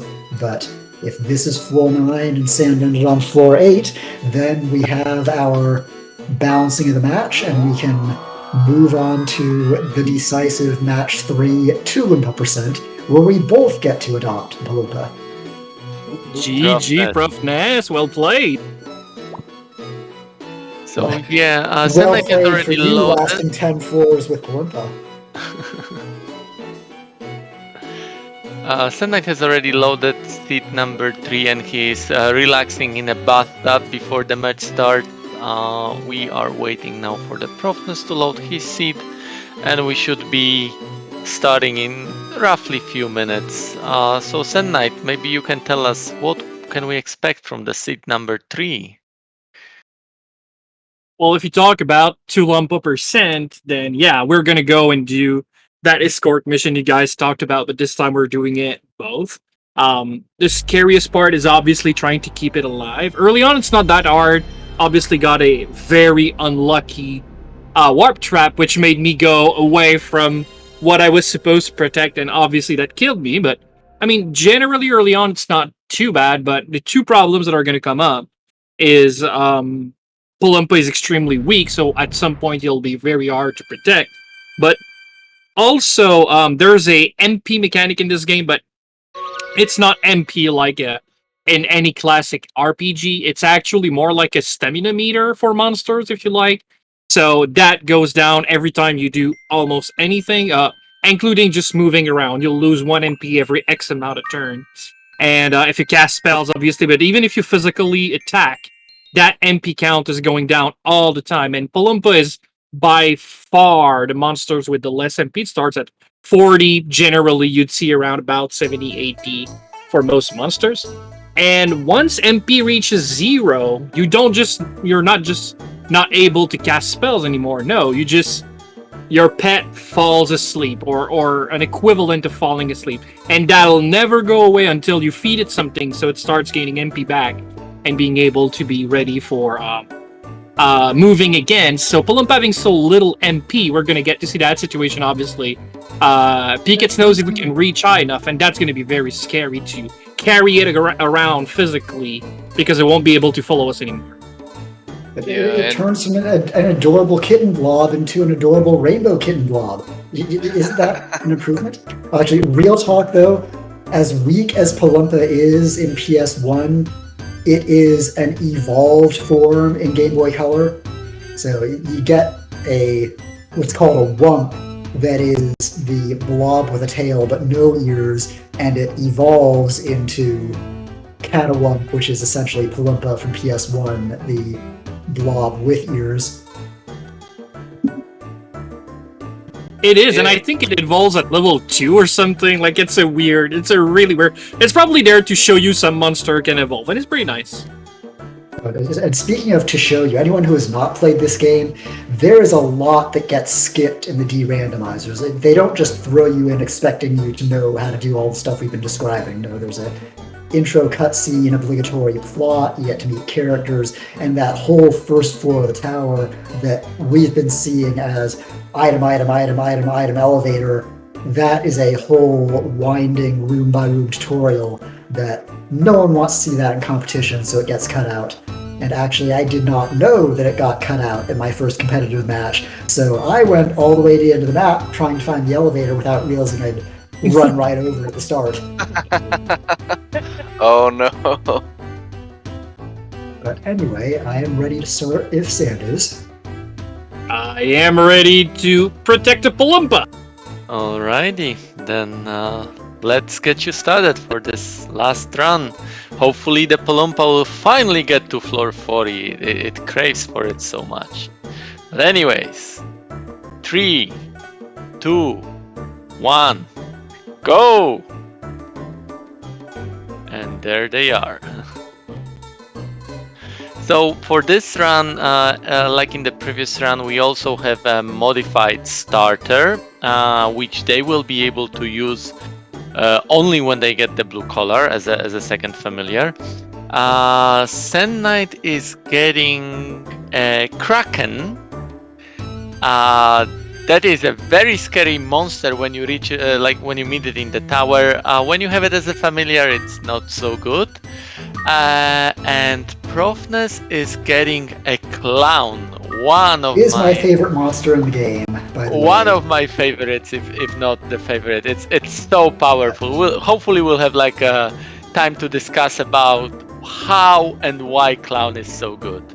At this rate, and just so the Valks know, and we've all discussed this behind the scenes, but since we've had 2 matches that ended before the hour, we'll probably have some trailing time on this match. Depending on how this match goes, we'll see whether we want to maybe whoever doesn't die first just goes as far as they can within the hour, or if we both die pretty quickly, there might be a match 4. We will cross that bridge when we come to it, unless the marathon needs to make up time.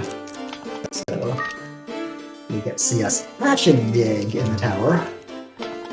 Like you said, we can touch that subject when we are there. For now, I'm just like hoping that Palumpa finally will get to floor 40.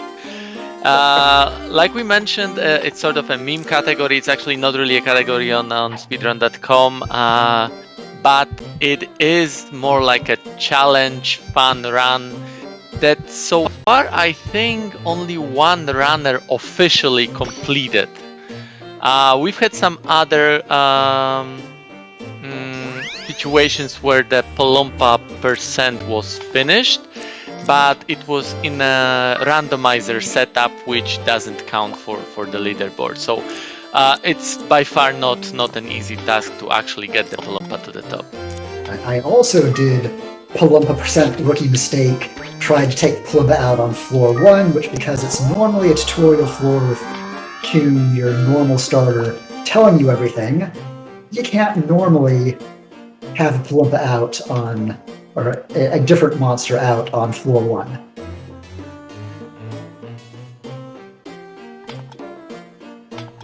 And Ooh, first, Palumpa gets to help out a little bit. It's not every day that you get to see that happen.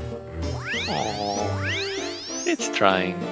It's trying so hard. We gotta respect it. Actually, like Palumpa on its own is not so bad as long as you would be able to awaken its spell. So as you have seen in the last 2 matches, some of the monsters actually have a spell. And with that spell, Ko gets a mixture magic, so it actually does help him a lot. And some of the monsters don't have a spell. Palumpa is one of those. But actually, all of the monsters have a hidden spell. And how to awaken a hidden spell in a monster is you need to fuse 2 monsters that don't have a spell, and then whoever wins that fusion will have its hidden spell awoken. Palumpa, the spell that it gets, it's actually the same spell that Batnel has that we've seen in the previous game, which is a healing spell. Like Reven mentioned, it's an amazing spell, but it also costs a lot. And Batnel is fine with using that spell because we can recover MP of Batnel pretty easily. But for Polompa, we don't have this luxury. And also, Polompa is the weakest monster in terms of how much MP it has. It only has maximum 40 MP. And with 10 MP being used for the heal spell, you can use it only 4 times and then it's done for. MP recovering items don't come so easily, so definitely we cannot be trigger happy with healing like we normally are. Here I am in a situation. Polumpa could not find the tile behind me, so it decided, hey, I'm just going to try going around from the other side, and I forgot it was going to do that. So, and I am also not in a great HP situation. You Polumpa has?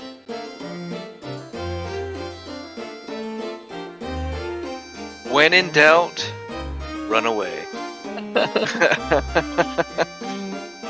Not always the strat you want to use, but sometimes it's all you got. And in a setting like this where you only get the one try, you got to make the most out of whatever you can. So you do what you got to do. I have lost matches to rogue crits. I was really hoping I would not get crit there on that swing. Although that would not be my most embarrassing match. My most embarrassing run, I actually died on turn 4, floor 2 to a poor calculation. Okay, Polumpa, you are going to stay. It's actually not unheard of for runners to die on floor 2. Especially if you get a particularly bad starting room. Flames in particular can be pretty tough to deal with at level 1, with their ability to cast Sled from a distance, and having a fairly large amount of HP for you at level 1, they can pretty easily take you out unless you're willing to dump some resources to deal with them. So it's definitely not unheard of to go down on floor 2. So you shouldn't feel too bad about that. I think pretty much everybody's been there at least once. I think that was incredibly close. 1 HP is all you need. 1 HP and a dream. Now, thankfully, your HP does regenerate over time. Every so many tiles walked or turns skipped, your HP will regen, and the more HP you have, the faster that regen gets. Oh, that would be if you did a normal Q start, that would be a good start item. You just need to awaken Polumpa's spell and change it to fire, and you're set. Yeah, like the Polumpa may not die, but we are allowed to die the Polumpa.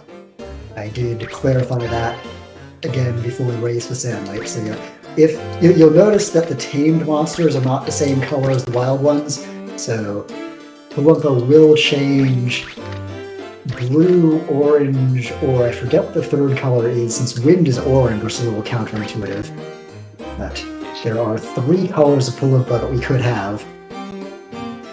I'd like to mention that I really appreciate that pun, Profnes. So, Polumpa cannot die, but we can die to Polumpa. That is excellent puns.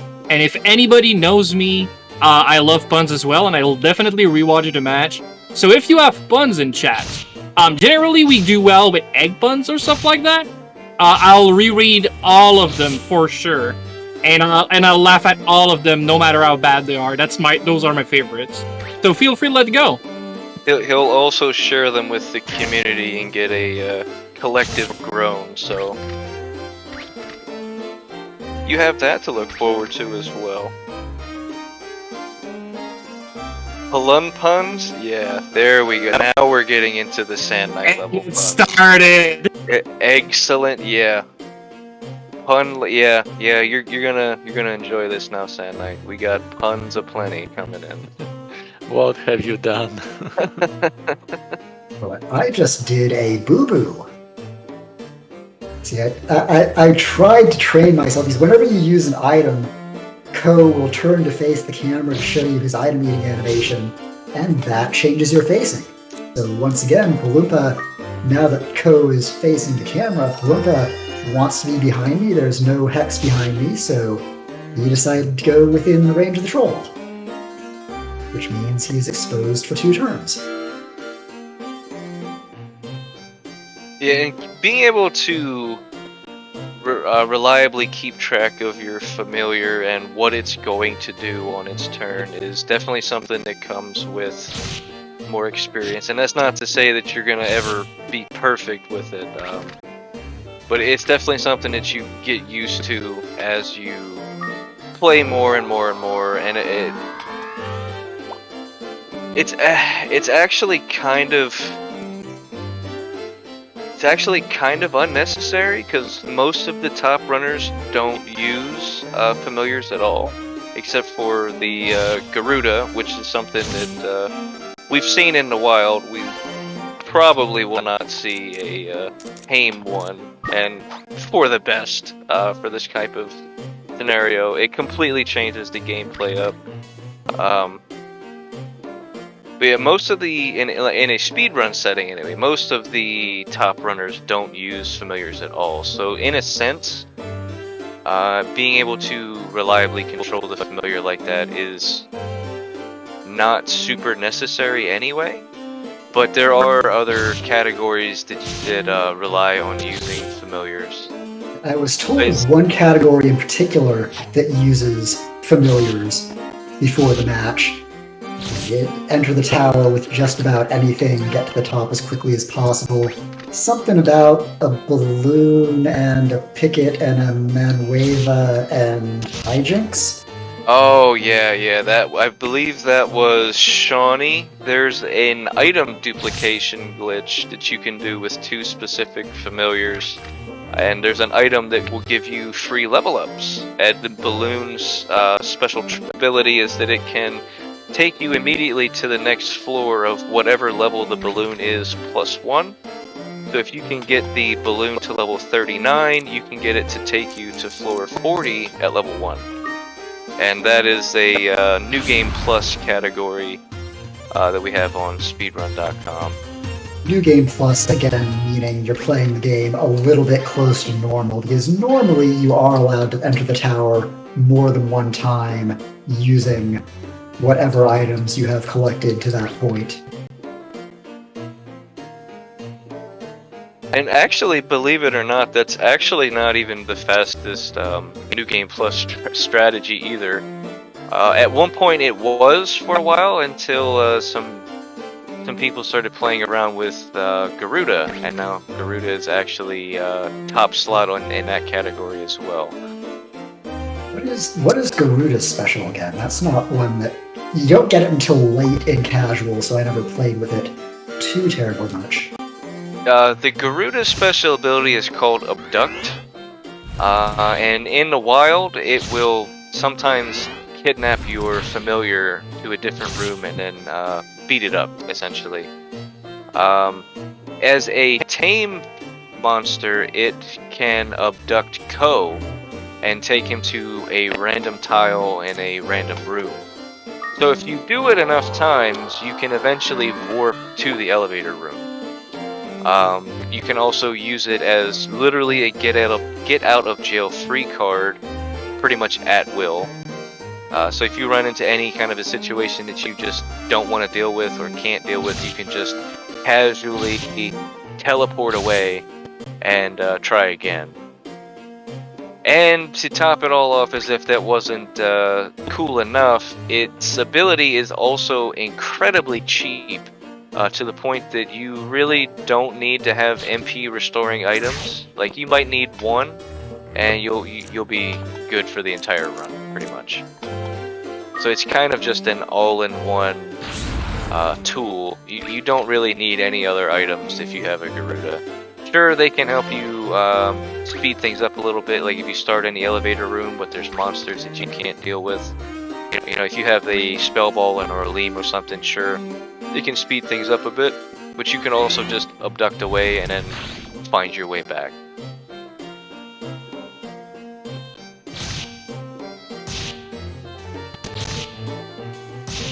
And the white sand on Profnes' side, there are 3 different kinds of sands that have different effects. The red sand will be able to make your weapon stronger if it's a sword or one very specific wand that's kind of rare to find. So every red sand you find will be 1 extra point of damage. The blue sand will do the same thing for your shield, and the white sand will give any spell ball an extra charge in it. I'm just gonna go throwing all my money away here. Well, it's actually decent damage for just a 1 attack power wand. And a gold sword coming in with 15 damage. Flames have 20 HP, so that was actually a little bit overkill, but immediately with the gold sword refund, so can't complain too much. Yeah, that is one of the strategies that is available to anyone early on in the tower. You can pick up like lots of items that technically are useless to you, like those swords, but tossing them at monsters actually does deal quite serious damage.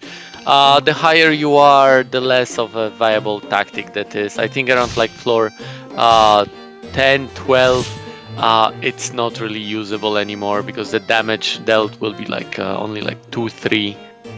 Of course, compared to what you have right now, which is like 15, that's nothing. Taking into account that monsters already have around 40 HP at that time. Oh no, we see another warp trap on Sand Knight's side. Not again, Sand. Yeah, we don't want to see the same resolution as last time. He can hopefully get out of this. There is an item that can directly counter warp traps. Unfortunately, neither runner has found one yet. It's called a familiar bell. I actually think I did. So. Oh yeah, you do. Yeah. Slow and steady versus YOLO. And what that familiar bell is a very useful item for things like this run specifically, in that its specific use is that it will bring your familiar directly to your side no matter where it is on the map.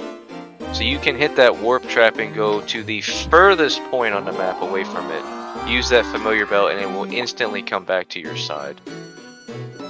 And this is not good at all. That clown, in the wild, clowns are actually fairly strong, and it's wind element, which is not good for that Palumpa at all. Familiar bell. Maybe he was not aware that he does have one. Oh yeah, he does. He does actually have a familiar bell. Yeah, I do, and I knew. It's just that when I know I have one, I try to not use it, and I only use it when I see the first damage. That makes perfect sense. Yeah, that is a solid plan of action.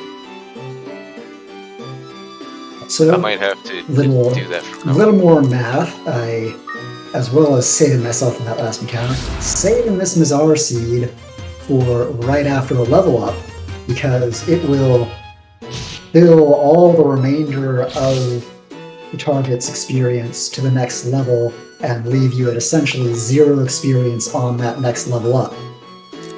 Conversely, the clown's level down skill will do just the opposite, take you null out any experience you gained on the current level, take you back to top experience previous level. This is what we actually saw a moment ago on Sand Knight's side. That was this first quote-unquote damage that Palumpa got from a clown instead of an attack. The clown decided to use its ability, actually its spell, called Lowdown, and it decreases your level by 1, leaving you with just enough XP so that you're like 1 point away from the next level. This is looking somewhat bad for Profnes at this point. He does have Holy Bell, Holy Scroll. He can certainly get out of this situation, but that was looking a little rough there. So one of the many special things about that particular enemy that he's facing off now, called the Menueva, however you want to say it, everyone in the community says it a different way. When you hit it, it has a chance to split. The splits aren't particularly powerful. They don't usually have a ton of HP, but they can be kind of a nuisance in that they can block your escape and just kind of overwhelm you with massive amounts of enemies in a room or in a hallway. They can also unlock different abilities where they can transform into items or even other monsters at certain points in the tower, so they can kind of be a nuisance to deal with in many ways.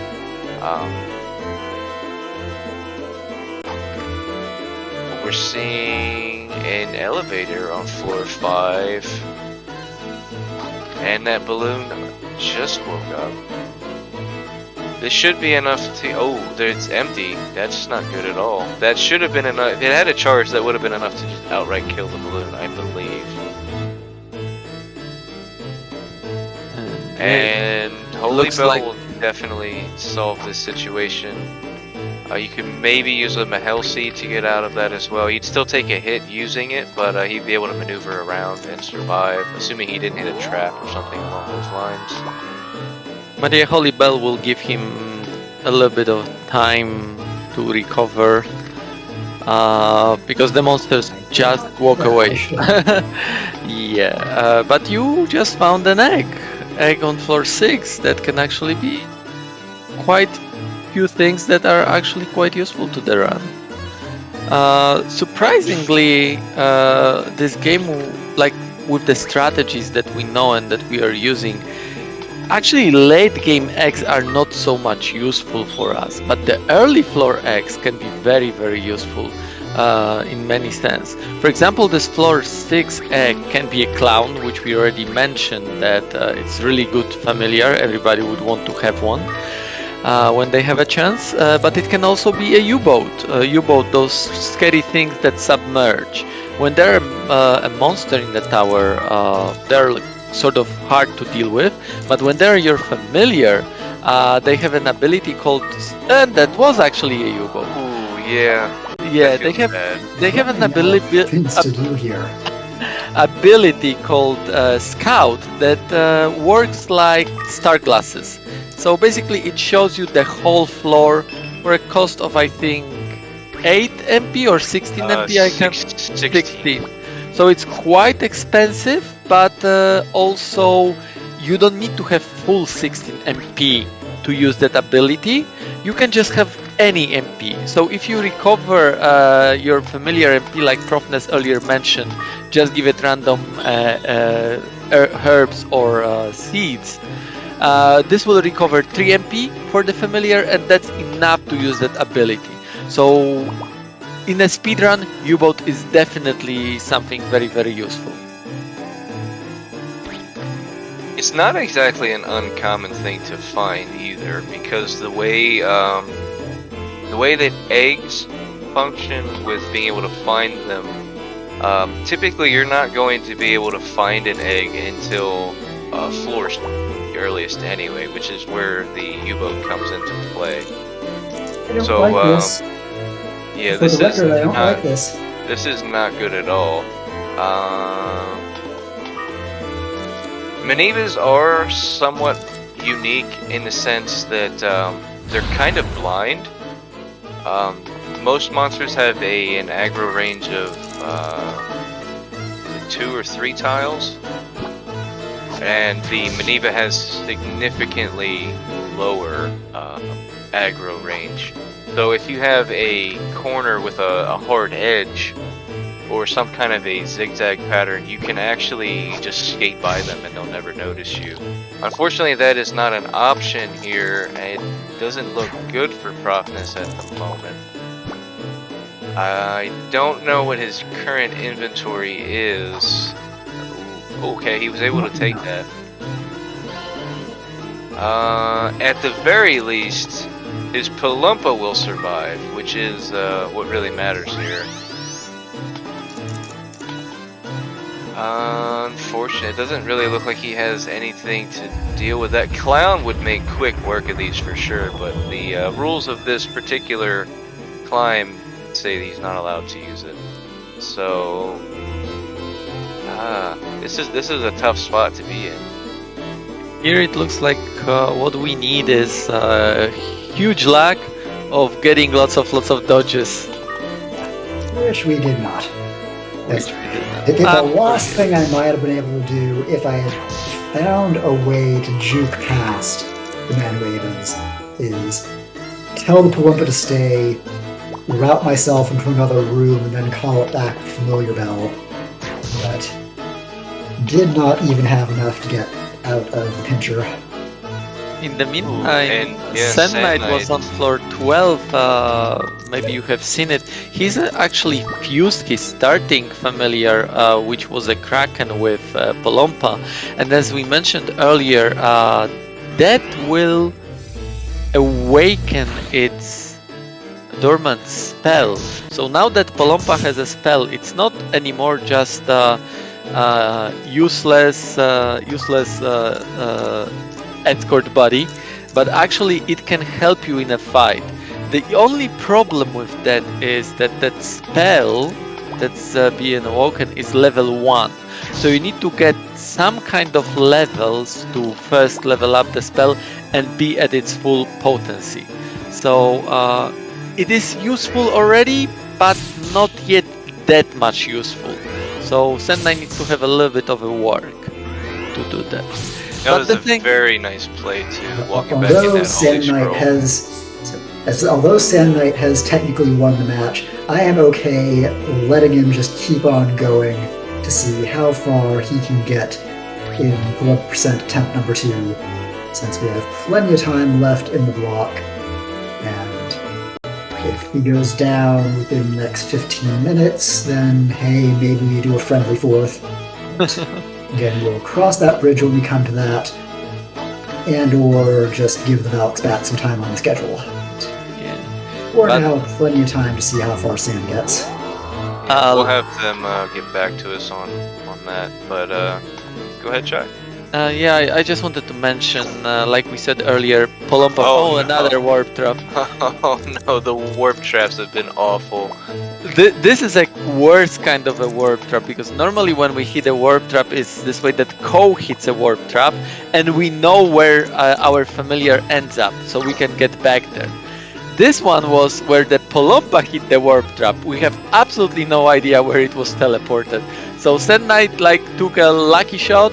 He teleported himself, hopefully close to Palumpa, just to find him. Luckily, he didn't have to. He found an elevator. If he finds an elevator, both he and his familiar go to the next floor.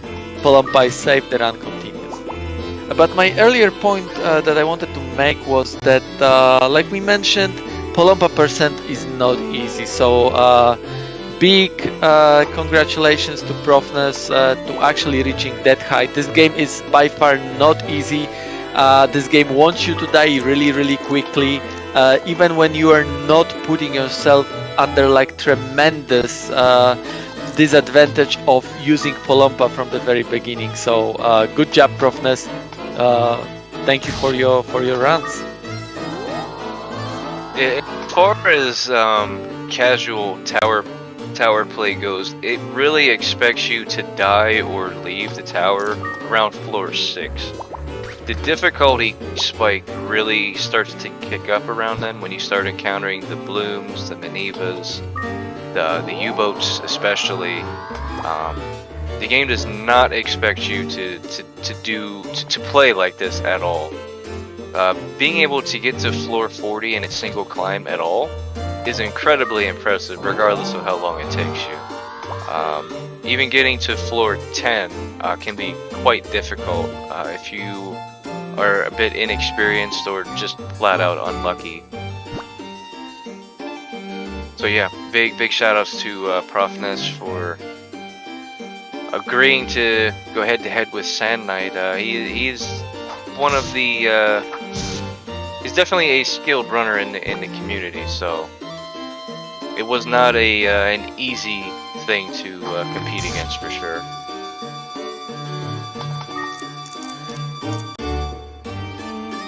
And these bow trolls posing quite a problem right now. Bow trolls are trolls. Anything that has a ranged attack has really entertaining aggro mechanics. We just They can saw also be stormtroopers. we just saw how bow trolls can actually be trolls in more than one sense. So bow trolls hit you from afar, like Profnes mentioned, but if they miss, that arrow goes further. So we saw that the bow troll, which was behind another bow troll, shoot. It missed the bow troll, it missed the cow, and it actually went to Palumpa, so you have to be very careful. If that Palumpa was low HP, you would be thinking, oh, it's safe, it's behind me. Not with bow trolls, it isn't, because, yeah, that could have happened, and then that Palumpa would be dead. Luckily for Sand Knight, Palumpa did have some HP, so he could have taken that hit. And the starting room was actually pretty rough for this floor, not having only one exit and no other paths to go down. He was forced to deal with those. Thankfully, he managed to get out of that situation. But we're actually seeing something that I don't think we touched on. You can lift certain monsters, you can throw them as well, but you can also use them as kind of a boomerang. If you hit another enemy that's not aggroed onto you yet, it will sometimes turn them around. And we just saw that on Sand Knight's side here with the Garuda, and that kind of sucks. That's 10 MP gone from his little Palumpa buddy with that D-heal there. Kind of a double-edged sword unlocking the spell. It makes him a lot more useful being able to have the mixture magic, but yeah, gives him the opportunity to also blow through 10 MP at a time, trying to keep you alive.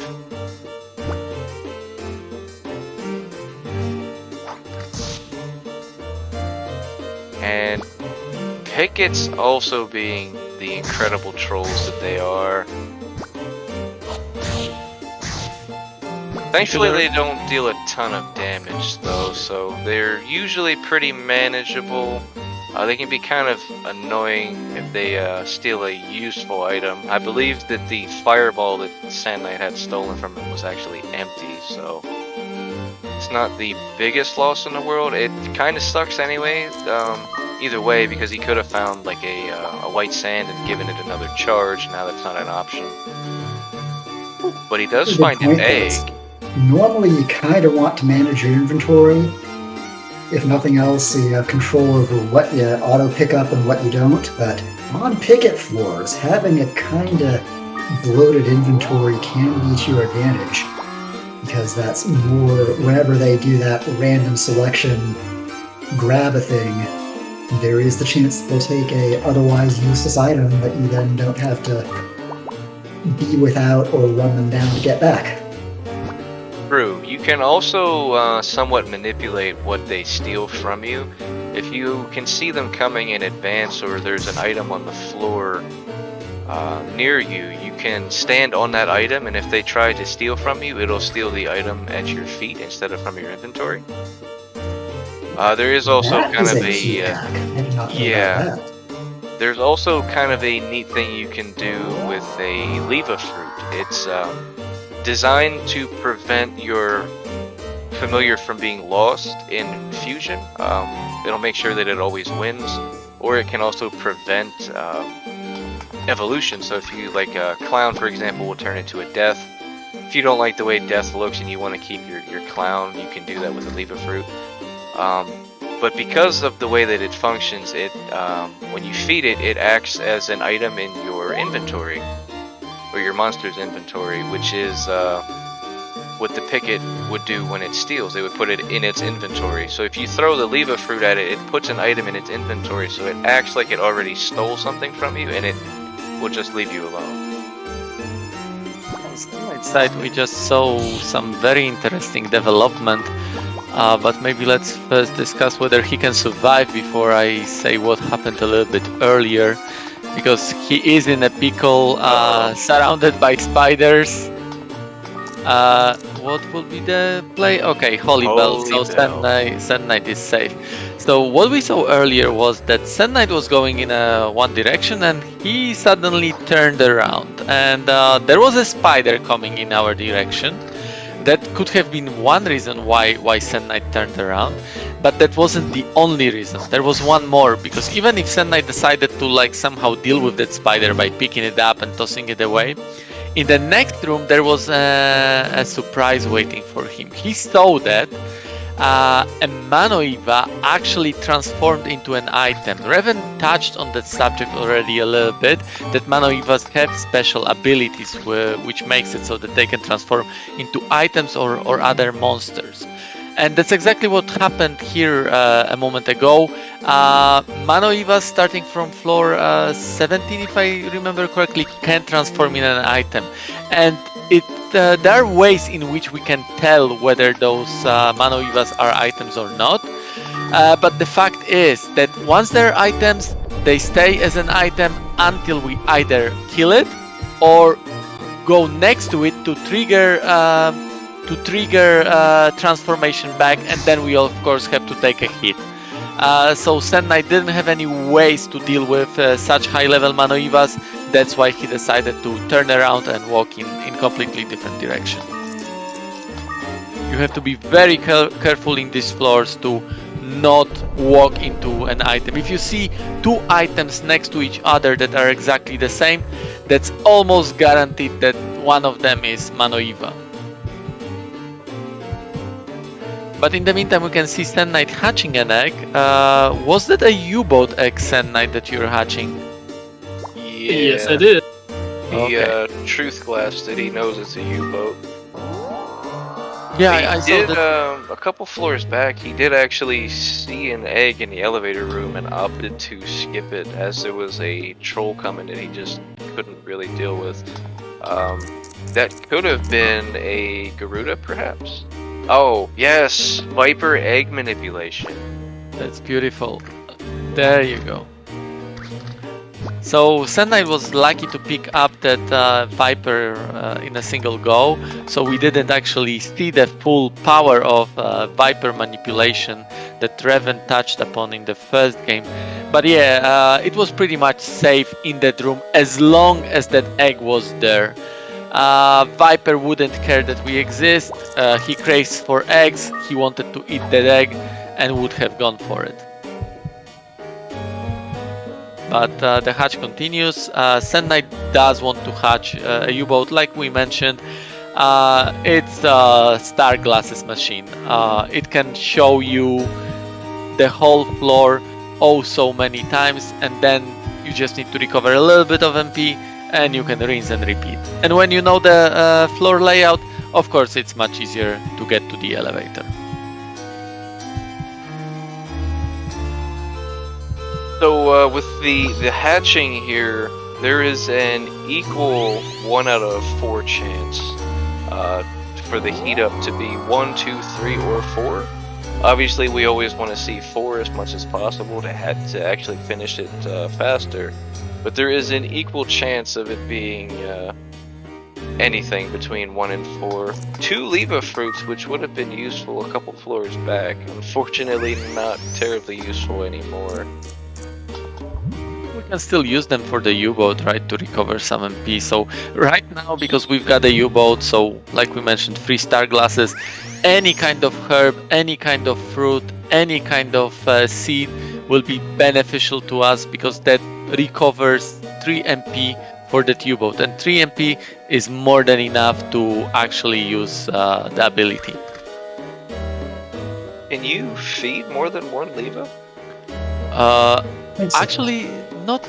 Yeah, you're right. You cannot, because Leva is a special fruit that sort of fills up monster inventory, and that item stays there until you do a fusion. So yeah, you're absolutely right. Only 1 Leva fruit can be fed to a U-boat. It works the same with vipers, that actually vipers cannot eat eggs indefinitely. They can eat only one egg, and then they are satisfied. Then they will go for us even if there is an egg in the room. If I recall right, Reven, you had this very unpleasant situation where you were trying to manipulate a viper in one of the tournaments by putting an egg on the floor, but that viper didn't like your egg and just went for you directly. Yeah. It was something that kind of threw me off for a second before I realized what happened. And I should have known as well. When a viper eats an egg, it gives you a tiny slowdown when you're trying to move. And I saw it and it didn't even register. I definitely deserved to take the beating that I got for it.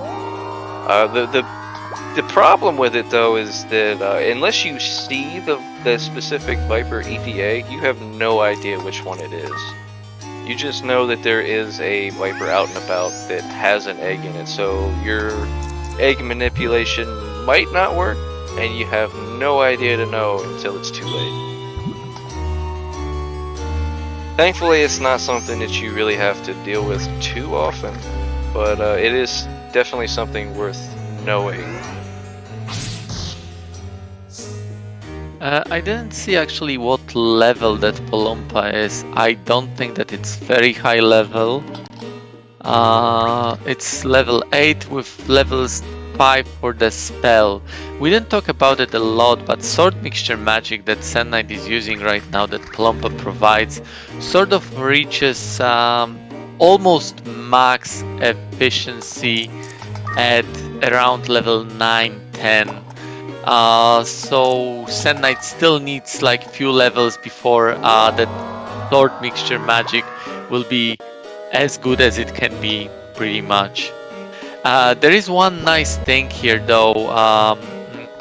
I think Sand Knight got that spell when his Polompa was level 6, and even though he leveled up only twice, so now it's level 8, his spell is already level 5. So the spell has a mechanic where it sort of wants to catch up to its natural level. Natural level being the same level as the monster of the level. So as long as this level of the spell is below your level, you will gain actually 2 levels of the spell for 1 level up. So Sand Knight needs to get only to level 10 with the Polompa to get a level 9 spell. But before that, he's got a little bit different situation to deal with. He's 1 hit away from dying, and not many things that can help him. Yeah, So let's see what Sand Knight can come up with. I think he might have to put Polompa in a bit of danger here. Maybe try to split a little of the damage. The D-heal was definitely an option as well. Having 2 Pita Fruits, he's definitely able to do that sporadically. And a Mahel Seed, that's definitely a very nice item to find. Gotten out of many a situation with a Mahel Seed. Only 2 MP left, cutting it really close there. Polompa has only 40 MP, like we mentioned, as max, and Pita Fruit recovers 50 MP. So Pita recovers more than Polompa has. I think it's the only situation like that with all of the monsters in the tower. Nobody has so little MP. Most of the monsters have at least 60 MP. Yeah, generally you can expect to have somewhere between somewhere around 70 or 80 from most monsters. There are some monsters that vary. The quote-unquote ultimate monster actually starts with 120, and you can get as low as, like, I want to say 60 is the lowest that most standard monsters will go. But you Question can't. to you, Prof. Oh, go ahead, Reven. Sorry. I was just gonna say that you can actually raise your max MP by feeding your familiar a pita or big pita fruit if it's already at max MP. It'll give you +1 permanently, and the kid will sometimes also randomly gain MP on level up occasionally as well. So increasing the max MP is possible, just not in this scenario. And I guess go ahead with what you were gonna say. I actually have a question to Sand Knight before I go to Profnes. Was it intentional that you changed Polompa element to fire? Nope, but it's cute. Beautiful pinkish color. So yeah, like we mentioned earlier, any fruit, any seed, any herb will recover 3 MP. And probably Sand Knight, what he tried to do is to recover that MP to a U-boat, because that's what we need to use the scout ability. Right? So how the game works, it is like it gives you the option to give, and by default it gives that item to your red color familiar, to your first color familiar, which is Pulumpa in our case. You need to press L2 to switch it to give it to your blue color familiar, and it's quite common that people actually like give the item to their own familiar. So Sand Knight fell a victim to a very common mistake here. But yeah, thanks to that, now we see very beautiful Polompa.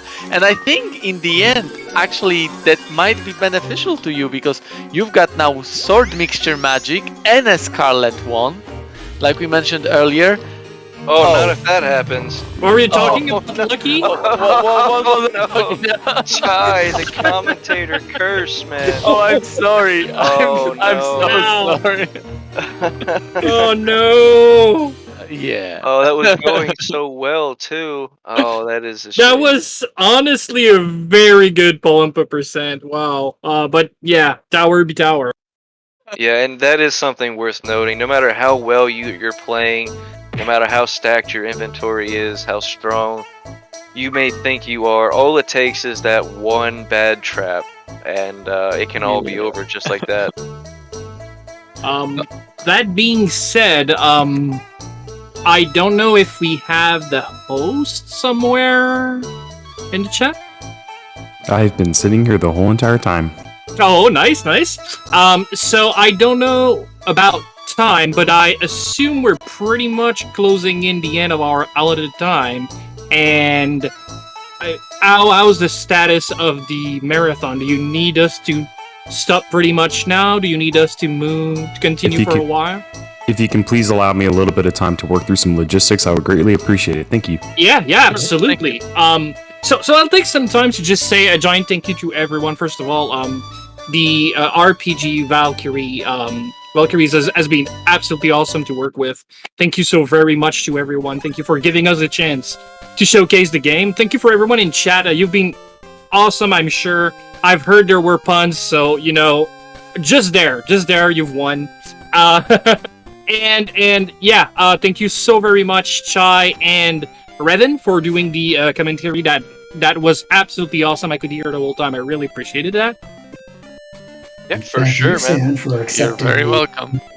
Even knowing that it would be a kind of lopsided race and you'd be playing with things like Polumpa and... No, thank you so much. I mean, thanks to you, Profnes. You're actually the one that made the run accepted in RPG Valkyries Ragnarok Marathon, and that's awesome. And you've been a very nice person to run. I was gonna say against, but I was kind of with. And at the same time, like you said, you knew that it was not exactly the same skill level, and you still decided to push with it. And I hope you guys in chat have enjoyed this show, but I know I've had a great time playing it, and I don't know if you guys, Czaj and Reven, have that handy, but we do have a community for Azure Dreams, a Discord. This is where you would get to get yourself started if you want to speedrun. Maybe you just want to see when the races happen. We have a special thing for that. Maybe you just want to chat about, you know, cute monsters climbing up a tower and cobing, you know, trying to survive. Anything you want. We're just a pretty chill community, and we'll be more than happy to have you join us if you're interested. And yeah, that was a very cool event. I'm so happy. Oh, I haven't verified my account in the chat yet, so I'm unable to post the link at the moment. Let me see if I can verify my account real quick. Yeah. In the meantime, I've got a question to Profnes. Are you showing off how Palumpas look like on GBC?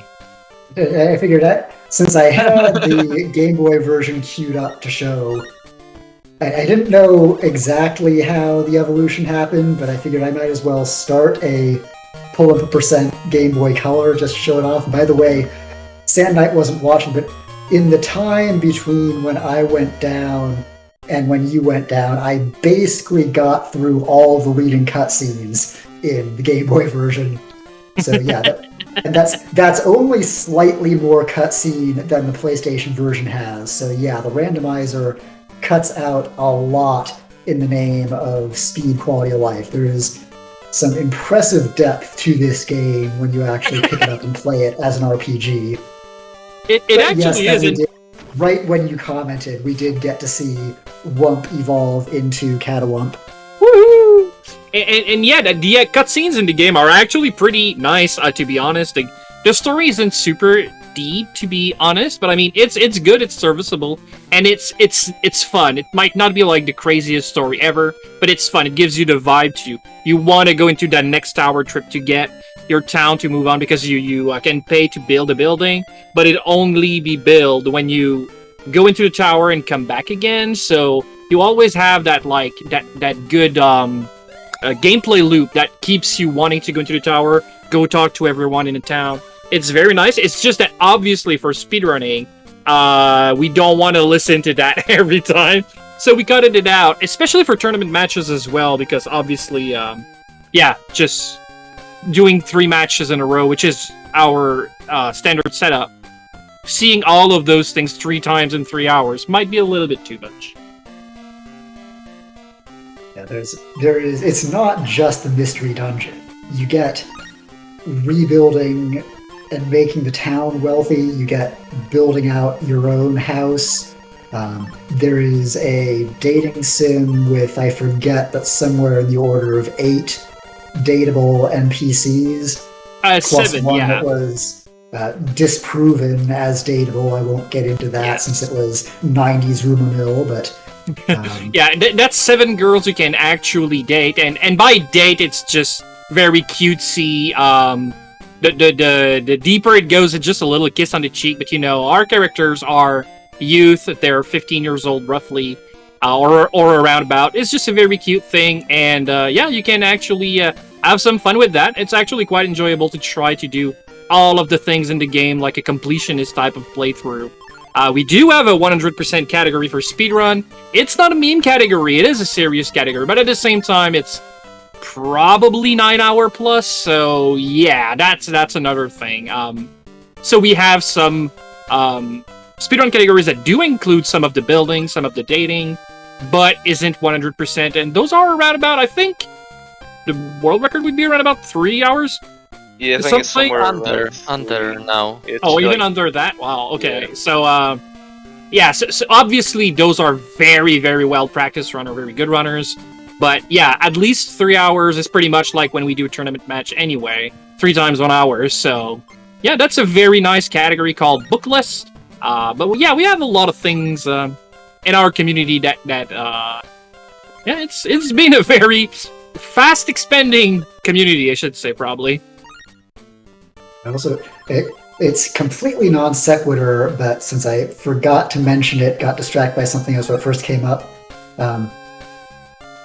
Tao's Adventure, no. It's not per se a bad game, but one of the reasons it doesn't get as much love in the community is it is not actually a mystery dungeon.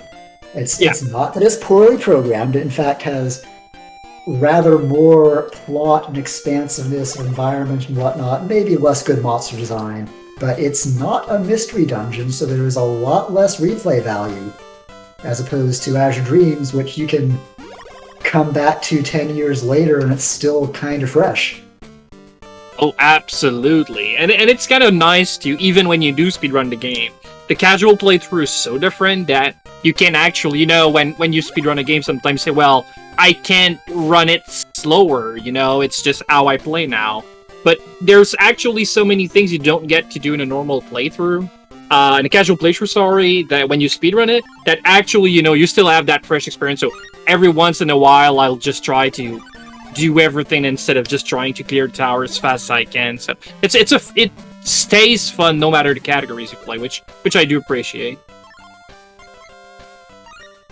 But you know, when you die in that game, you can pretty much just go, like, it's sometimes it's your fault, obviously, but I mean, it's always based off how much trouble the tower gave you. So at the end of the day, we generally don't take losing too seriously. It's almost always due to such a bad RNG anyway. So it's really nice to, you know, not getting too competitive, fighting for seconds, which I can absolutely appreciate, but as a runner, I like, you know, not even knowing what's gonna happen every run, and so it keeps it fresh. I'm sort of burning time here with Game Boy Color. I see you are showing stuff off. If you wanted, you could probably go show off some out of bounds and. Oh, sure, I can mess around with that. Cut seamless entrance. Actually, you can show off bridgeless entrance, but it's not going to skip the cutscene after the first. Sure, because it's already done. But I think everyone can understand. There is a cutscene. Go on. Yeah. Anytime the Valks want their stream back, by all means, throw us out. Or if it looks like you really do want us to pad out the next 25 minutes until we would have normally ended, we could also start maybe another match and try to do a last-minute quickie. So, whatever you want us to do with the time. Yeah, sure. Just waiting on some news. I'll be ready to jump into a match if that's required. And I'll be more than happy to provide. But I'm just waiting on maybe one of the two hosts can let us know. I assume they're checking on what needs to be done. I have been in discussion with the Valk. Okay. Then we'll wait. That's not a problem. So the significance of what Sand Knight actually just did, assuming that they hadn't gone into the tower already, the cutscene that we've been seeing where the little blue guy, Kuhn, comes down and introduces himself and joins our party, all of that would be skipped. And if this were a vanilla game where the tutorial floor was intact, the tutorial floor would still be the same, in that the items would be in the same place, the floor layout would be the same, but there wouldn't be the little blue guy there to slow us down at every single turn. So in a speedrun setting, a lot of the top runners will actually enter the tower that way and skip all of that, and it saves around 2 minutes. I think it's a little less than 2 minutes, but it's somewhere around there. Around about that time, yeah. So I'm just getting... oh, alright. Thank you very much. Hey, I appreciate y'all running through this, and aside with the technical difficulties, thank you so much for everyone in chat who waited patiently throughout all these things as well. Profnes, Sand Knight, thank you so much for going through the runs with the races as well, like I said, with the technical difficulties. That's fine. And Reven and Czaj, thank you very much for running the commentary. So, up next, we actually will be having Van hop up and do a 100% run of Newtopia. I'm going to be hopping off of host and passing it to, looking at the schedule correctly, Sergeant Mug. So don't forget, we do have those incentives going. Right now, well, not incentives, pardon me, bid wars. For costume, the costume for Chicory, A Colorful Tale, the character gender and Legend of Mana Remaster, and the sprites for Final Fantasy VI Beyond Chaos. Without further ado, y'all have any last words before we pass it back to Restream and move on to the next block? Thank you very much, everyone! I'd just like to say thanks for having us. It was a blast. Thanks all, and have a good evening. All right. Bye. Thank you very much. See you in the next block. Bye.